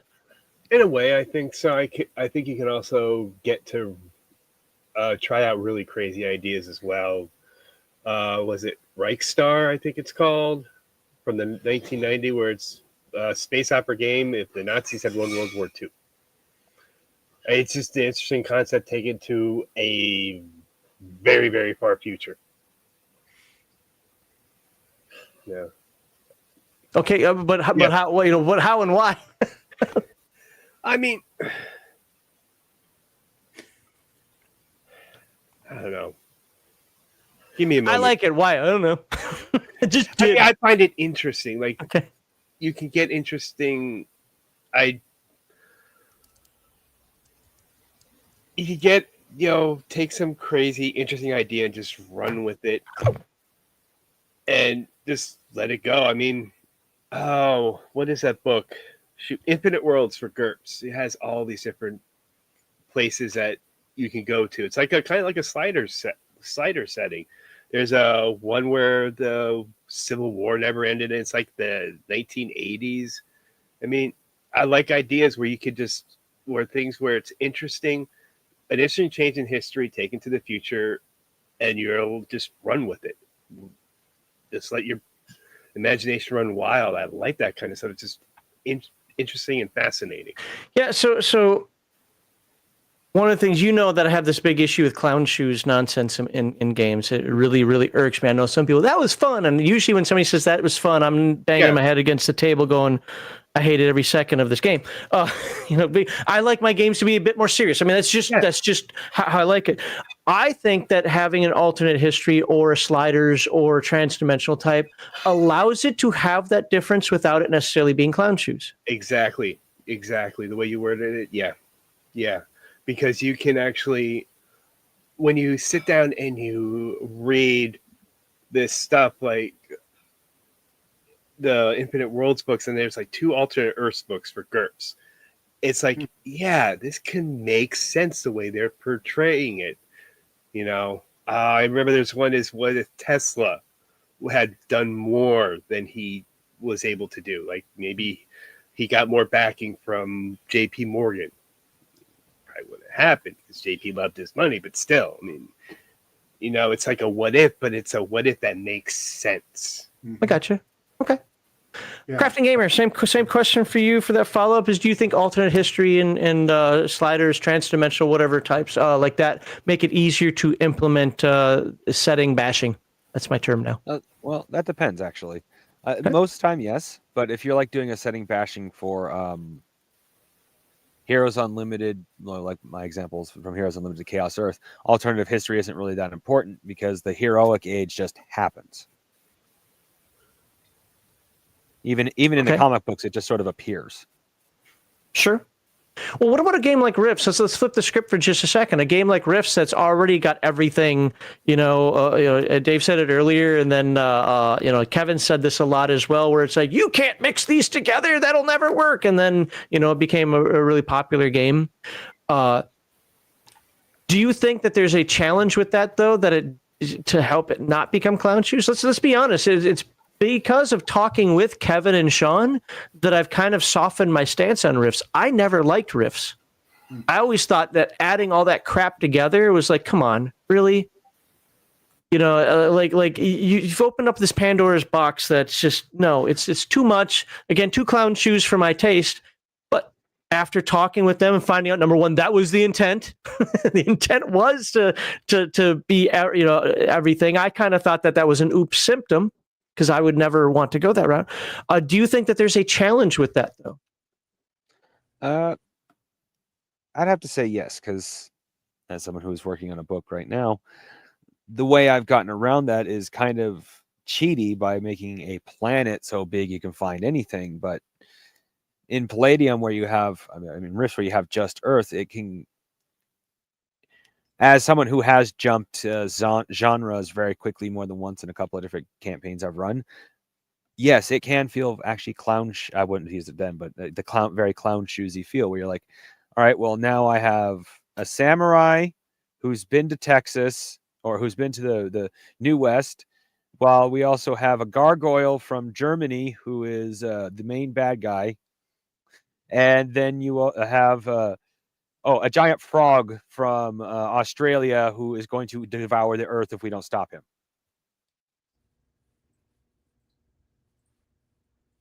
So, Unicron? Yeah. Okay.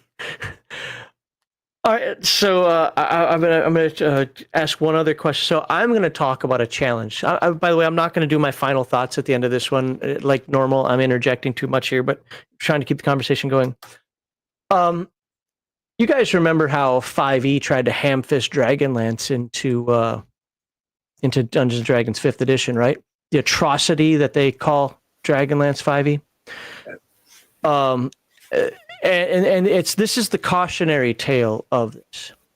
For example, and I'm not going to get in the sociopolitics of it. Anybody who thinks I'm going to rant about the sociopolitics and that I'm not going to get into that. I'm just going to talk about the issues that inherently came with it. As a huge Dragonlance fan from, I run 2nd edition, but from the 1st edition hardcover book, anybody who knows about Dragonlance knows that you have the moons. And if the moon, if you're evil wizard, the moon goes fast. So you've got 2 days of high power, 4 days of mid power, and 2 days of your power is a little lessened. For the neutral moon, it's in the middle, and for the white moon, the good moon, whatever you want to call it, is I'm trying to use very layman terms here for people who don't know it. It takes basically a month, for give or take a couple days. But the phase of the moon meant something. You had if you were at not high sanctuary, but if you're full moon, basically, you got extra power. I think it was 2 levels higher casting, and you got extra spell per day and so forth. If you were in the waning or waxing or waning, you're just a normal caster. And if you were in the new moon phase, well, you were weakened, because that was kind of your access to your god. Because remember, they're really clerics. I don't care what anybody says. I die on that hill. They were really clerics in 1st edition, not mages. They just had mage spells. Well, what did 5e do? We need to ham-fist this moon concept into our game for the possibility of a setting that doesn't have moons. So how do we do this? Oh, you identify with a moon phase. I wake up in the morning and I identify as a full moon. That's how they described it. Just going to put out there, that's how they described it. You identified with, I'm going to identify with the new moon. Well, why would you ever take the new moon if it's going to give you penalties? Oh, wait, this is 5e. They don't do penalties. It completely ruined the idea of what those moon phases were supposed to be. That is an improper way to kitbash a setting. Mm-hmm. If you are going to use the concept of the moons, you basically have to have the moons. It doesn't work any other way. So my cautionary tale for folks out there is an idea might sound good, but see what's driving that idea before you're like, I want to steal that. Or find a way that makes it work. Maybe your planet doesn't have moons, so instead you go by seasons. Or time of day. I don't know if you really want to get dive that far into it.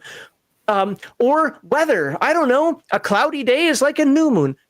And, a lot of games have weather charts on them. The point is make sure that it fits before you mash it in, or you have a method of making it fit before you mash it in. Not everything just works because it's out there. Mm-hmm. Yeah, that's no moon. I mean, there could have been better direction taken on that book. Yes. I will say Knights of Salamia should have been a Paladin subclass. I don't know what they did with it, but with regard to that, I don't remember. But I remember that entire book was a travesty. So yeah, I think like the Wizard's High Sorcery had been better as a Wizard subclass. Bards should not be able to join it. Oh God! See, now you're reminding. Yeah, okay, we're moving on before I actually do rant. Okay, I'm sorry. Any final comments that you guys have about this, about everything we've talked about here in the idea of emerging settings? Yeah, it's interesting, Max. I want to know what you thought about this. So we struggled a lot in our game with figuring out how to deal with handicaps. With deal with what? Handicaps. Oh. Guy loses his leg. Mm-hmm. Do you say, okay, your speed is now 0? Or do you kind of say, listen, like we'll let the GM handle it through storytelling, and we're not going to necessarily modify their speed or their dexterity or anything along those lines? How real do you make something like that? I absolutely, this might be where you and I, this is funny, where I become the mechanics guy and you're the story guy in this one. I absolutely would do something like, for example, let's do the guy that had his arm cut off. I gave him -2 to any sort of dexterity check that required balance. Obviously, he wasn't going to use a shield, but if you know the Earth Dawn setting, Earth Dawn is high magic. Your everything you do is empowered by magic. So I didn't take away his ability to fight because that was ingrained in him through the magic of his discipline. But when things came up where he needed that arm, I gave him a -2 penalty. Coincidentally, he kind of outsmarted me in this one because he thought this through. Skrangs have tails, and their tails are meant for balance. So he actually kind of found a way around it to a small degree, and I had to give him props for that one. But yeah, so I absolutely, if somebody lost a leg, so this is how I described it when they were doing all that combat wheelchair nonsense. I'm not making OSHA-approved dungeons for you, okay? With that said, a lot of it depends on the setting that you're in. Mm-hmm. I mean, who was it in Transformers Gen 1? I forget, Spike's friend that was in the wheelchair. He used his brain. He did stuff. Professor Xavier. There are reasons you can be in a wheelchair and do something. However, if you've lost your leg, you're probably not humping through the dungeon. That's when you open up the tavern, talk about how the dragon bit your leg off, and of course you've got the dragon skull. Who cares if it's a dragon skull or not? But you got the dragon skull up there to prove it, right? Yeah, we got him in the end, but that ended my adventuring days, and now you open up a tavern and you tell your war stories. If adventuring was easy, everybody would do it. Yeah, or you just talk to the crazy wizard and get the scary mechanical leg. If you've got things like artificers or so forth in your game, I could absolutely see that. Again, I do more low magic games than high magic games, so that wouldn't work for me. But yes, absolutely. You go find the resident gnome village out there and have them concoct something for you, a steam-powered leg or something. Yes, I could absolutely see weird stuff like that. You're not going to be good with it day one. But yeah, I mean, I don't, as long as it makes sense to me. but I don't hand wave it. I absolutely do not hand wave stuff like that because I personally think that is the cost of adventuring. Just like Palladium with all the if you take so much damage, you know it's -1 to all your strength rolls, you know, for the future. You get psychoses and so forth. Yeah, that stuff happens, man. Your adventure has seen many things. So does that make sense? Yeah. Go ahead. I was gonna say, for me, it also depends on the setting. Like if I'm running like Cyberpunk 2020 and somebody loses limb, I'm just gonna worry about the cost of getting the replacement and move forward. But I mean, let's go to Battlelords of the 23rd century. They literally have an item called Head in a Box. If a Zenragelin can get your head back and you put it in this box that preserves you, a Zenragelin can heal your entire body to full. And also, I am 100% of the what's good for the players is good for the GM. Yeah. If you're playing in a fantasy world and you want the combat wheelchair, well, you may come across monsters using it, and they might not have to need it. Okay. I mean, Dave, actually, since you asked the question, I mean, what are your thoughts? I mean, especially if you do things differently, what are your thoughts on that? How do you handle that? Yeah, I mean, listen, like, not to get too political about our community, but there are a lot of vocal people on both sides of that argument, and it's very easy to get canceled when you start thinking about making some of these key decisions. But I am actually more of a realism kind of guy, and I love the idea of I get my arm cut off, I go find a cyborg arm, you know, which can be done in our game. We have cyborg rules, right? But like, yeah, it's interesting because, you know, not everyone agrees with that, you know, and we all obviously want to make sure that there's a safe space for everyone to play. Sure. So I think it does. It'll have to come down to the GM and the table and what they decide. No, you know what? I actually agree with that. I do agree with that. And now on the fantasy side, because I know you're talking more modern and so forth, but on the fantasy side, think of what kind of epic tale you can have if your character, say at level 3, loses an arm or a leg. Let's use an arm because I would actually kind of argue you really aren't adventuring if you lost a leg. But you lost an arm, right? And then at level 10, you got used to losing this arm. You know, you got a couple penalties. You know, you can only fight one-handed, can't use a shield, you know, whatever, right? But then you turn into Theros Ironfield from Dragonlance again. You get the silver arm, and now you're the only person who can forge Dragonlances. You can actually turn something like that. Don't give it to my take is you don't give it to the player day one. But if that player effectively plays that character over the course of a year or 2 or 3, however long you run that campaign, I actually argue that you should reward that character to some degree, or that player, you know, to some degree for doing that. Because I know too many players that would throw away a character like, oh, this character sucks, I'm out. Plus, I think it's an interesting story arc, you know, yeah. Side quest that someone can go through, you know. I agree wholeheartedly on that. Okay, well, I think that was a pretty good discussion there on combining settings. Our next segment is going to be on combining game genres. Now we're going to be talking like putting your spy thriller in with your toon game. There you go, since toon was mentioned earlier. But let's go hit some of these super chats here because some did come in. Actually, I'm going to go all the way back to the beginning here because we had a new member with Critical Dom. In fact, Critical Dom is the person who's let me put this into chat here. Who's writing that historical game? So, boom, or book. Sorry, you're right. You're right. Book. So I'll put that there. So you can check him out, and it's just a Substack right now. It's he said it was July when he's going to go live with the Kickstarter. As far as that Dungeons and Dragons history, and I think it's worth checking out. At least look at the Substack there because you'll get an idea of what he's got going on. Hungry Ewok, member for 37 months. He's got a 3, 4. I can't do math. 3 behind his name now. Look at that, Hungry Ewok. Thank you very much, sir. He says, hello, everybody. Crafty, I think I should have read this last time, but 53. Look at it bragging now. 53 months. All right, thank you very much, Crafty. 53 months. He says, "Wow. Anyway, I've taken the journeys mechanic from.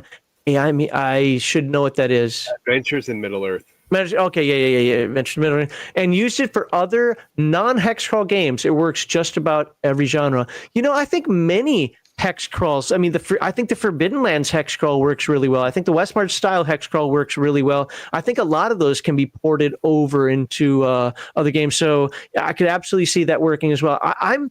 It's weird. I'm both a fan and a detractor from the hex crawl. I like the hex crawl for exploration purposes. But I hate it in terms of just playing it like you're just playing the next Civilization game. Oh, what's in this hex? All right. What's in this? And not putting any like role playing behind it, if that makes sense to folks. You want to have a place you're going to rather than just exploring. No, I like the exploration aspect of it. Okay. Like what's like Mutineer Zero. Okay. I love the idea that you go into that next or Forbidden Lands, because remember, Forbidden Lands has a map, right? But when filled in, say a year after the campaign starts, Malachi's, Dave's, the Crafting Gamers, and all of our maps are going to look different in the end because our adventure sites are going to be in different locations. Yeah. Our radiation, if you're using the Mutineer Zero, our level 3 radiation is going to be, or rot, that's what it's called, are going to be in different locations, like things like that. So it keeps the game interesting. I like that aspect of it. What I don't like is when it becomes purely mathematical. Okay, we move 6 kilometers per day. Let's do this. We'll do another 6 kilometer roll for weather, roll for this. I want it in a more story narrative format, I guess is what I'm saying. Okay. I hope that makes sense. Yeah. Excuse me. Squirrel Hermit, again, $50. Thank you very much. I already drank to you. You're not getting another one. Seriously, So, Malachi, my filthy Savage Rifts aficionado, how did you scale up some of the cool stuff from Sci-Fi Companion into Savage Rifts? Just at MDC? Well, what's nice is a lot of the numbers you don't have to change them. I have the Fantasy Companion and I have Savage Pathfinder. The Goblin in the Fantasy Companion and the Goblin in the Savage Pathfinder bestiary is exactly the same. Savage Pathfinder characters are slightly more powerful than a standard Rifts character, so you don't have to worry about that. Now, about the MDC part, I actually had to go looking for this. On TTRPG, it's a free PDF. It's called Palladium Gaming Using Savage Rifts. They go in and they talk about a lot of their philosophy when they were first doing this, and they talk about how they applied the MDC stuff for Savage Rifts. And I highly recommend reading that section to understand how they applied it. Hold on one second. I can... Yeah. Oh, wait, here it is. Savage Rifts. So it's called Savage Rifts, Palladium Gaming Using Savage Rifts. Yep. Okay. I'll put that. There you go. Boom. It is now in the comments. You guys can take a look at that. It is a $0 PDF. There you go. It's free. It's free. Don't complain about the price. It costs too much. Shut up. All right. I don't know. I think the alcohol hit me. No, I'm kidding. Okay, and Grizzly Beardo with a follow-up here says, one of my favorite characters was a blind gunslinger for the Mutants and Masterminds game. Haven't heard of that one in a while. There's a mechanical penalty for his blindness, but his psychic third eye more than made up for it. Before Dave jumps in, because I definitely want to get his take on this one. I love what you said there. There is a mechanical penalty. Like, when somebody has that blindness, even if you have a third eye, there should still be a penalty because you lost your normal sight. Are you completely blind? Everything's black? No, you've got that third eye. But I don't think it should be quite as good as having, well, all three of your eyes in that case. I love the fact that you could still shoot. I love the fact that people would underestimate you. I love all of that. I think that's great. That's great storytelling from my point. And I'm also glad that there was a mechanical penalty in there as well. Dave, what are your thoughts on that? Yeah, I love that idea. I mean, so first of all, my favorite superhero is Daredevil. Okay. So I love the idea that his sight went away and all of his other senses heightened. I think that's the coolest thing on the planet. I do. I really feel like, and I've had a lot of GMs that don't do this. I really feel like your actions have consequences. Boom. that arm getting bit off. Like you get too greedy. But I think really where I was more thinking about it is if someone wanted to start with a handicapped character, how do you play that, right? But yeah, I agree. I think that's a fun way to do it, and then you're better, and then you've got this journey, you've got this growth journey that for your character, which I think makes it more interesting. So I would allow a character, I would grill the player for a little bit to find out what the motivations are. Yeah. But I wouldn't have necessarily a problem with somebody starting off with a handicapped character of some sort, blind, deaf, like so, missing arm. The leg thing might be a bridge too far for me, just because the purpose you've got to have some mobility. But maybe you're missing a big toe. Now that's more detrimental than a lot of people believe. But I would still say, well, yeah, you realize you're going to be first level if your game's got levels. And you're going to have this penalty. If you're willing to suffer through that, I'm willing to let you do it. But don't come yelling at me when you're like, oh, well, my penalties are too high. Yeah, that's what happens. But if you make it through that, as time goes on, whether it's magical healing or just some sort of prowess that you get, or maybe you make a deal with a demon or a god, whatever. There can absolutely be a hook to that. I'm not guaranteeing it, but you play long enough, you don't complain. I will try to reward you for that as long as you're serious about it, I guess is the word I want to use. Seems only fair, Okay. All right, and then the last comment we got here is Squirrel Hermit snuck this one in. Really enjoy the premise of Necessary Evil from Savage Worlds. I've looked at that. I've never played it before. Looks like it's a fun premise for sure. Yeah, basically aliens are invading the planet, and the only people that can save it are all the supervillains that are locked up. By the way, Malachi, where did all the superheroes go in that story? I'm not 100% sure. That's what I'm not familiar with when it comes to the Savage World stuff.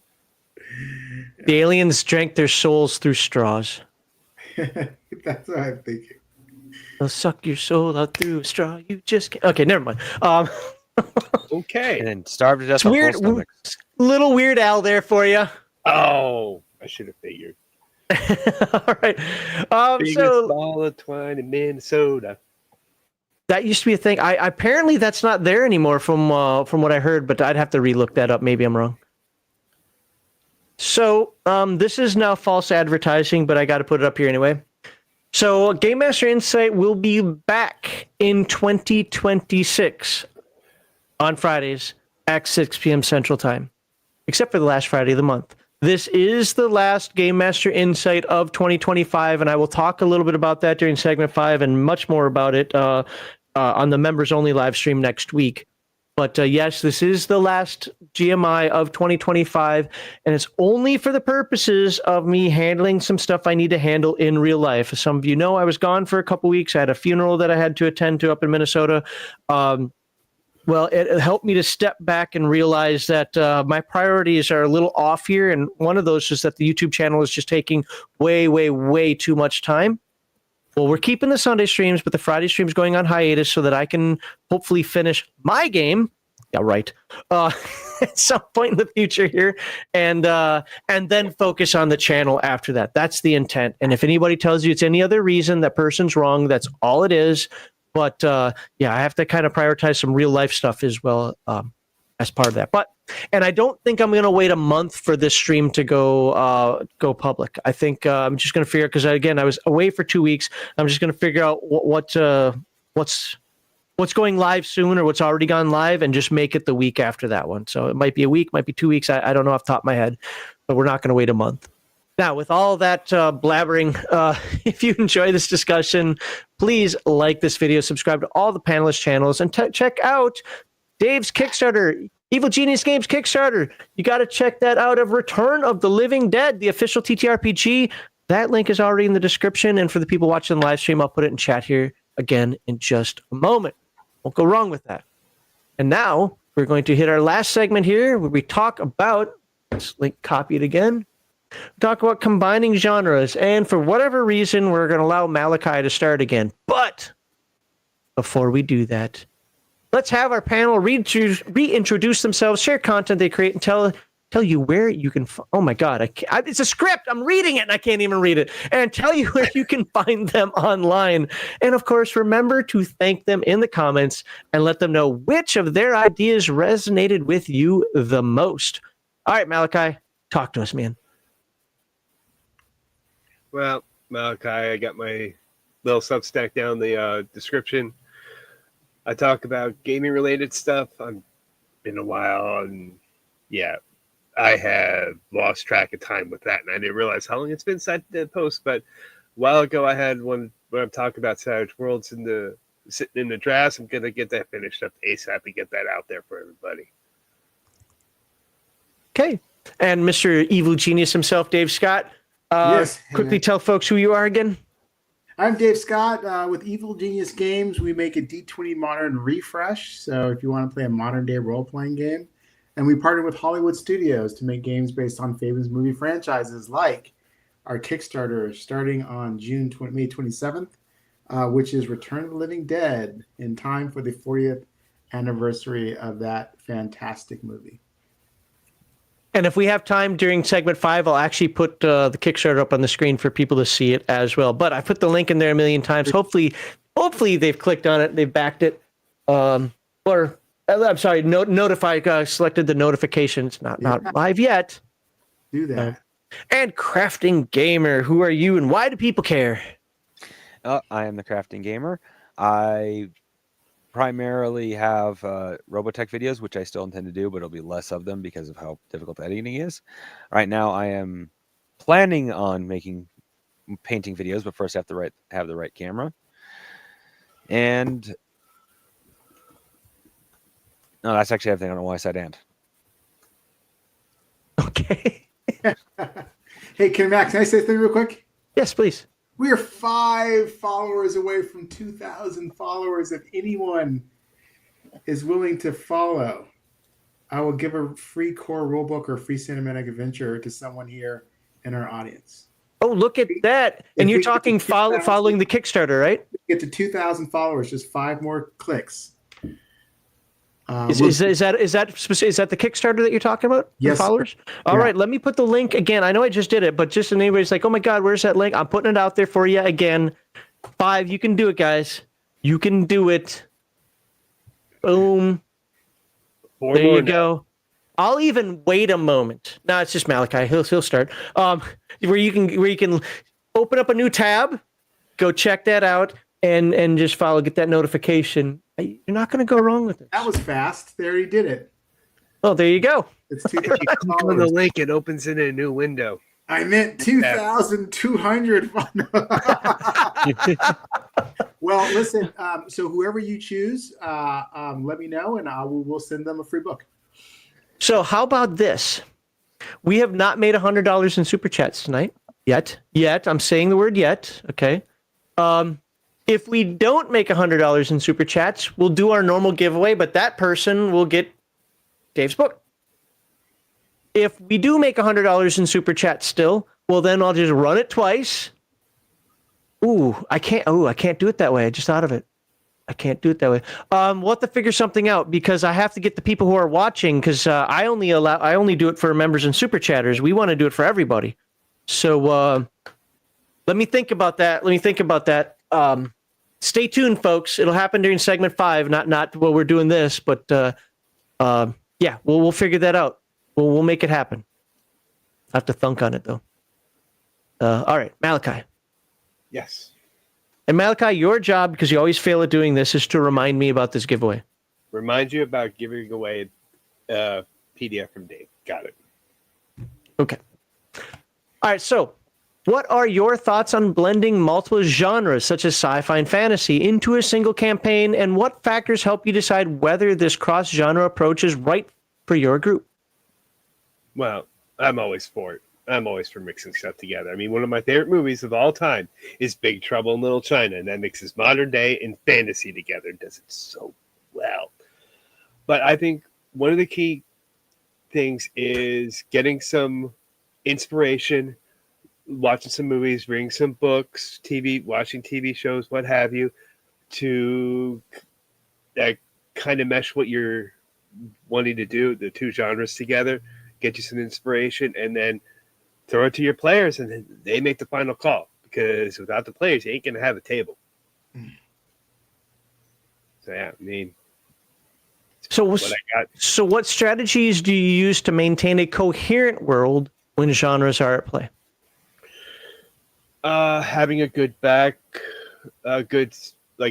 to the setting, losing Big Trouble in Little China. I mean, they go a lot into Chinese history and how that, and the mythology and everything, and how that affects what's going on at the moment, like where Lo Pan got his powers, why he has to marry a woman with green eyes. And you got, Egg Shen talking about how everything is picked from different places that and combined together for the Chinese that they brought over.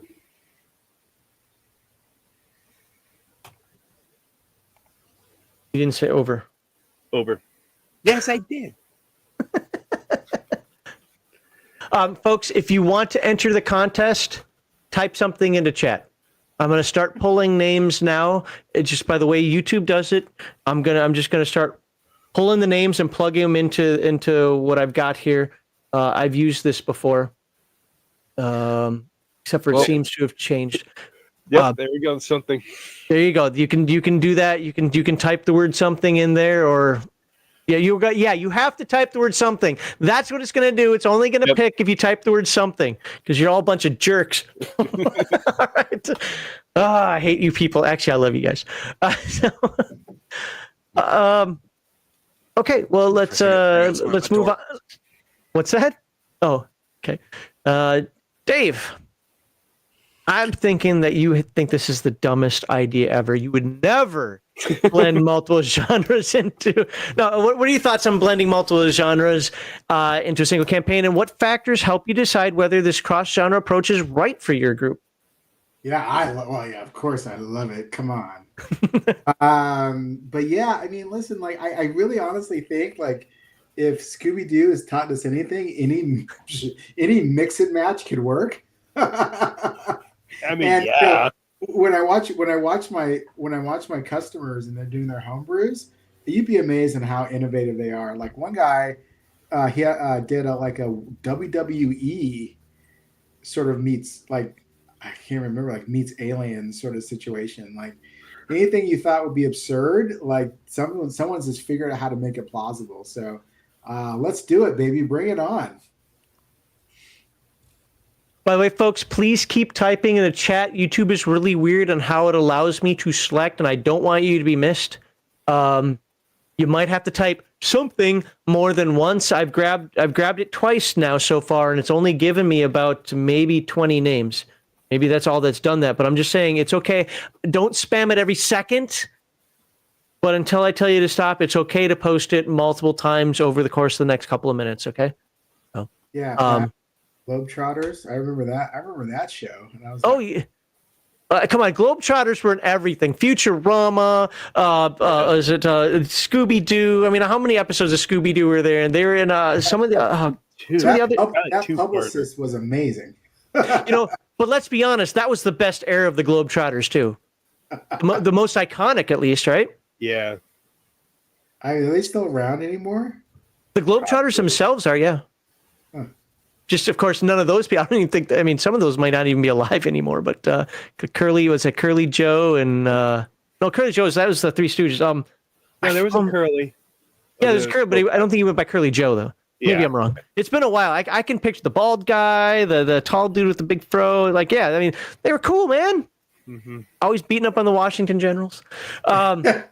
Actually, no, there were a couple times the Generals won. I actually saw. Well, they had to make it interesting. Yeah. Are you serious? When I was a kid, they only won like maybe 20 games. Wait, okay. How mad would you be if you were in the audience that night? I know, right? Yo, that would be cool because it's one of the games that the Trotters didn't win. That'd be like, whoa. I'd be like, I saw, the solar eclipse. So talking about mixing genres, we have sports ball in with our gaming talk here. Actually, I like sports. But Dave, what advice would you give to someone who wants to, let's just say, experiment with a small taste of cross-genre play before fully committing to maybe a hybrid campaign? Yeah, I mean, so like, listen, like, I love the idea of crossing genres. Even on our organized play program, we dipped into it, which I love. It was a 10-episode season story arc, and the first episode was really mundane. Like, you have to steal something from the British Library, and then you had to go underwater and do something weird underwater, and then like by the 5th episode, you were in space. So I think like dipping in like that with a little bit of Toad, where there's maybe something a little weird. So for example, you uncover an item that people think is an ancient artifact. You can't get it to work. You don't believe in that stuff, but other people do. And then all of a sudden, by episode 5, holy crap, it was an ancient artifact and does have magical properties. I think that's a fun way to do it. So I think you can dip their toe in the water in an interesting way by playing around with some stuff. For example, in our first episode, we actually have you chasing around the chupacabra. And it turns out that it wasn't a chupacabra, but it was like a mutated goat, right? So I think there's fun ways to dip your toes in the water without having to go full crazy town. So one of the things I did at one point, I was going to mention this earlier, but I'll mention it now because you just jogged my memory on this one, is dragons in my game weren't dragons. They were dinosaurs. Yeah. Because I wanted to incorporate dinosaurs into, I think it was Forgotten Realms that I was running at that point. I know it was Dungeons & Dragons something, I can't remember. But I just made them dinosaurs instead of dragons. But of course, when they heard dragons, they were preparing for flying beasts flying overhead or whatever, even though their characters had never seen them. And no, it's just, velociraptors and, brontosauruses and so forth. And they actually really liked it. All right, Crafting Gamer. Got to scroll up, sorry. Just want to say your name, that was it. So what are your thoughts on blending multiple genres such as sci-fi and fantasy? And by the way, you can pick other ones. You can pick like horror and post-apocalyptic, or I know I got other stuff. Science fiction and I don't know what that is. What's that? Westerns. There you go. You can just the idea of mixing multiple genres, and what factors help you decide whether this cross-genre approach is right for your group? No, first of all, I actually do like it, depending on the feel you're going for. Sometimes depending on the feel you're going for. Oh well, if I add this, it'll add to that feeling. Not really. It's going to actually make it worse, and not in a good way. But overall, I like it. What would I use to decide? It would be mostly up to the players. Not like I'm going to sit there and question what they want, but it's like I'm going to sit there and get to know them, and like, oh, well, this player happens to like the Jason series. This player happens to like the Hellraiser series. This player likes My Little Pony. So how do I add these together? As odd as that might sound. Do we have like Pinhead Pinkie Pie? I hope not. Hellraiser is one of my favorite series. I wish it could be redone in a more modern CGI and so forth, but still maintain what it was. I loved Hellraiser. That was one of my favorites by far. I mean, Robot Chicken did Apocalypse Ponies. But Malachi, I'm muting you permanently. As for how I'd mix that, like the My Little Pony thing would be hard, but you could definitely incorporate the idea of the magic behind the realm. Not necessarily friendship, but the elemental powers, and if you are born to if after you reach a certain status within the magical realm, you have obvious traits. Like I would just like, oh, it's My Little Pony, but I would like, okay, so you like My Little Pony. I would add the little elements that fit within. Okay, so in what ways do you handle external influences like pop culture references that might either reinforce, this is probably a better question for Dave at this point, but or undermine the genre fusion you're aiming for? as for what I add in both, I try very hard not to add anything that's going to not work with the genre. But there are some stuff, like we're playing a medieval, where I'll still add modern terminology or modern slang, because though it's not medieval, it actually fits with the way that the story is being told. Like I forgot what the word was, but it's a very modern word, but when said in ye olde context, it fits. I got you. You know, actually, that's one of the things I promote at my table anyway. We don't have to say "prithee hearken upon thou." Like we just use normal words at the table here. You know, I do try to ask them to refrain from like computer lingo or you know, just things that are definite jargon. But yeah. Well, that's where we get into the genre. Do you like have a tech sci-fi? Well, in that case, the computer speak might be a little bit useful. That's fair. That's fair. All right, folks. I've pulled as many names as I can. Apparently, I have 23 unique names. It says there's 47 people watching. I pulled what I could at this point. If you're not in there, you're not in there. I've some of these people are in here like 7 times because I think that's how many times I've copied it. So I'm gonna have to go through and edit this list just to pull out where it says member for 6 months and all that kind of nonsense. But I do have the list of names that can be up for the PDF. Do you guys have any questions, comments, concerns for each other in terms of merging genres? I just want to say something. I just want to react to what someone said in there, which is horror can be merged with any genre. And I think that's totally true. Like, horror is great, you know. Modern horror is great. Fantasy horror is great. Like, I totally agree with that. And I think it makes it a lot of fun. It's a good observation. Yeah, I mean, Alien is a horror movie. The best. Hello. Event Horizon. Mm-hmm. See, do you consider them horror or suspense? I consider them suspense. Am I wrong?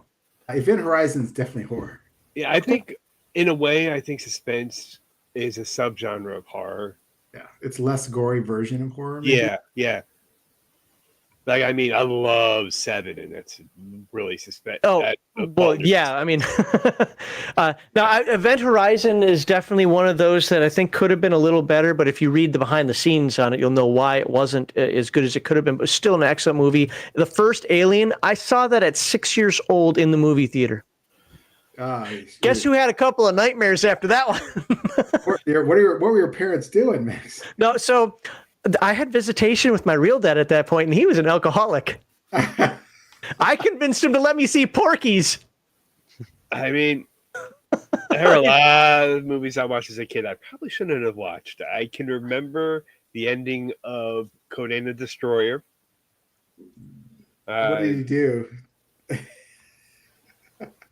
Well, that's the one with the mirrors. I think a guy put a guy's head on a sharpening stone or something, one of those big grinding wheels. Yeah. I don't even think I was in school yet when I saw that. Oh, Conan. I'd like to address the 2 comments that's talking about a little bit earlier that talk about me like knowing My Little Pony. Okay. Quick explanation. I live on the same property as my mother and my sister and her husband. To save money, we all eat out of the same house. And because of that, I have a niece who loved My Little Pony for many years. So because of that, whenever I went to get lunch, dinner, or breakfast, My Little Pony was on the screen. I know more about My Little Pony than I should ever know for a full-grown man. Well, look, I have friends that are fathers of daughters, and they know it too. I have zero issues with that. The only people that are the 23-year-old wearing the friendship is happiness, carrying a purse or some crap like that. Okay, yeah. I got a little problem with that. But with the bronies or whatever they're called. Yeah. Other than that. Look, when I was growing up, I had a younger brother who didn't know the difference because he's like 3 years old at this time, who didn't know the difference. I ended up watching the Pound Puppies and Strawberry Shortcake because I had to, you know. Yeah, I get that. There should be no issues with that. Well, one of the people setting up was James. Sorry, I'm going through some of these here. I want to get this ready, but with that, all right, is there anything any of you guys feel that has been left on the table that you want to talk about when it comes to kit bashing, genres, monsters, games, whatever it happens to be? Or are we ready to wrap this episode up? Kind of a quick one tonight, but you know what? Everybody's on topic. We had a little banter. I think it was pretty good advice. But if there's anything that you guys want to add, right now the floor is yours. I'm going to say, don't be afraid. You can do it. You got this. And remember, at the end of the day, always make time to have fun. What they said. And knowing is half the battle. G.I. Joe. Yes. You know what? I live my life by that statement, and it's absolutely correct. Problem is the other half. The other half of the battle is what gets me. Quarter blue lasers. Okay, well, with that, like I said, there's. Let me just look at my notes real quickly here. I did write some stuff down. I do have. Did I ask you guys this question? If I asked, I know I asked one similar to it. I want to. This is the only thing that I have written down that wasn't addressed. Actually, I wrote this down as a comment. Okay, so I'm going to make a comment, and I'm going to let you guys respond back to whether you agree or disagree. My thing is, this goes back to segment 1. We were talking about like merging monsters or merging systems and so forth. As my deal is, use what's already there available to you before trying to reinvent the wheel.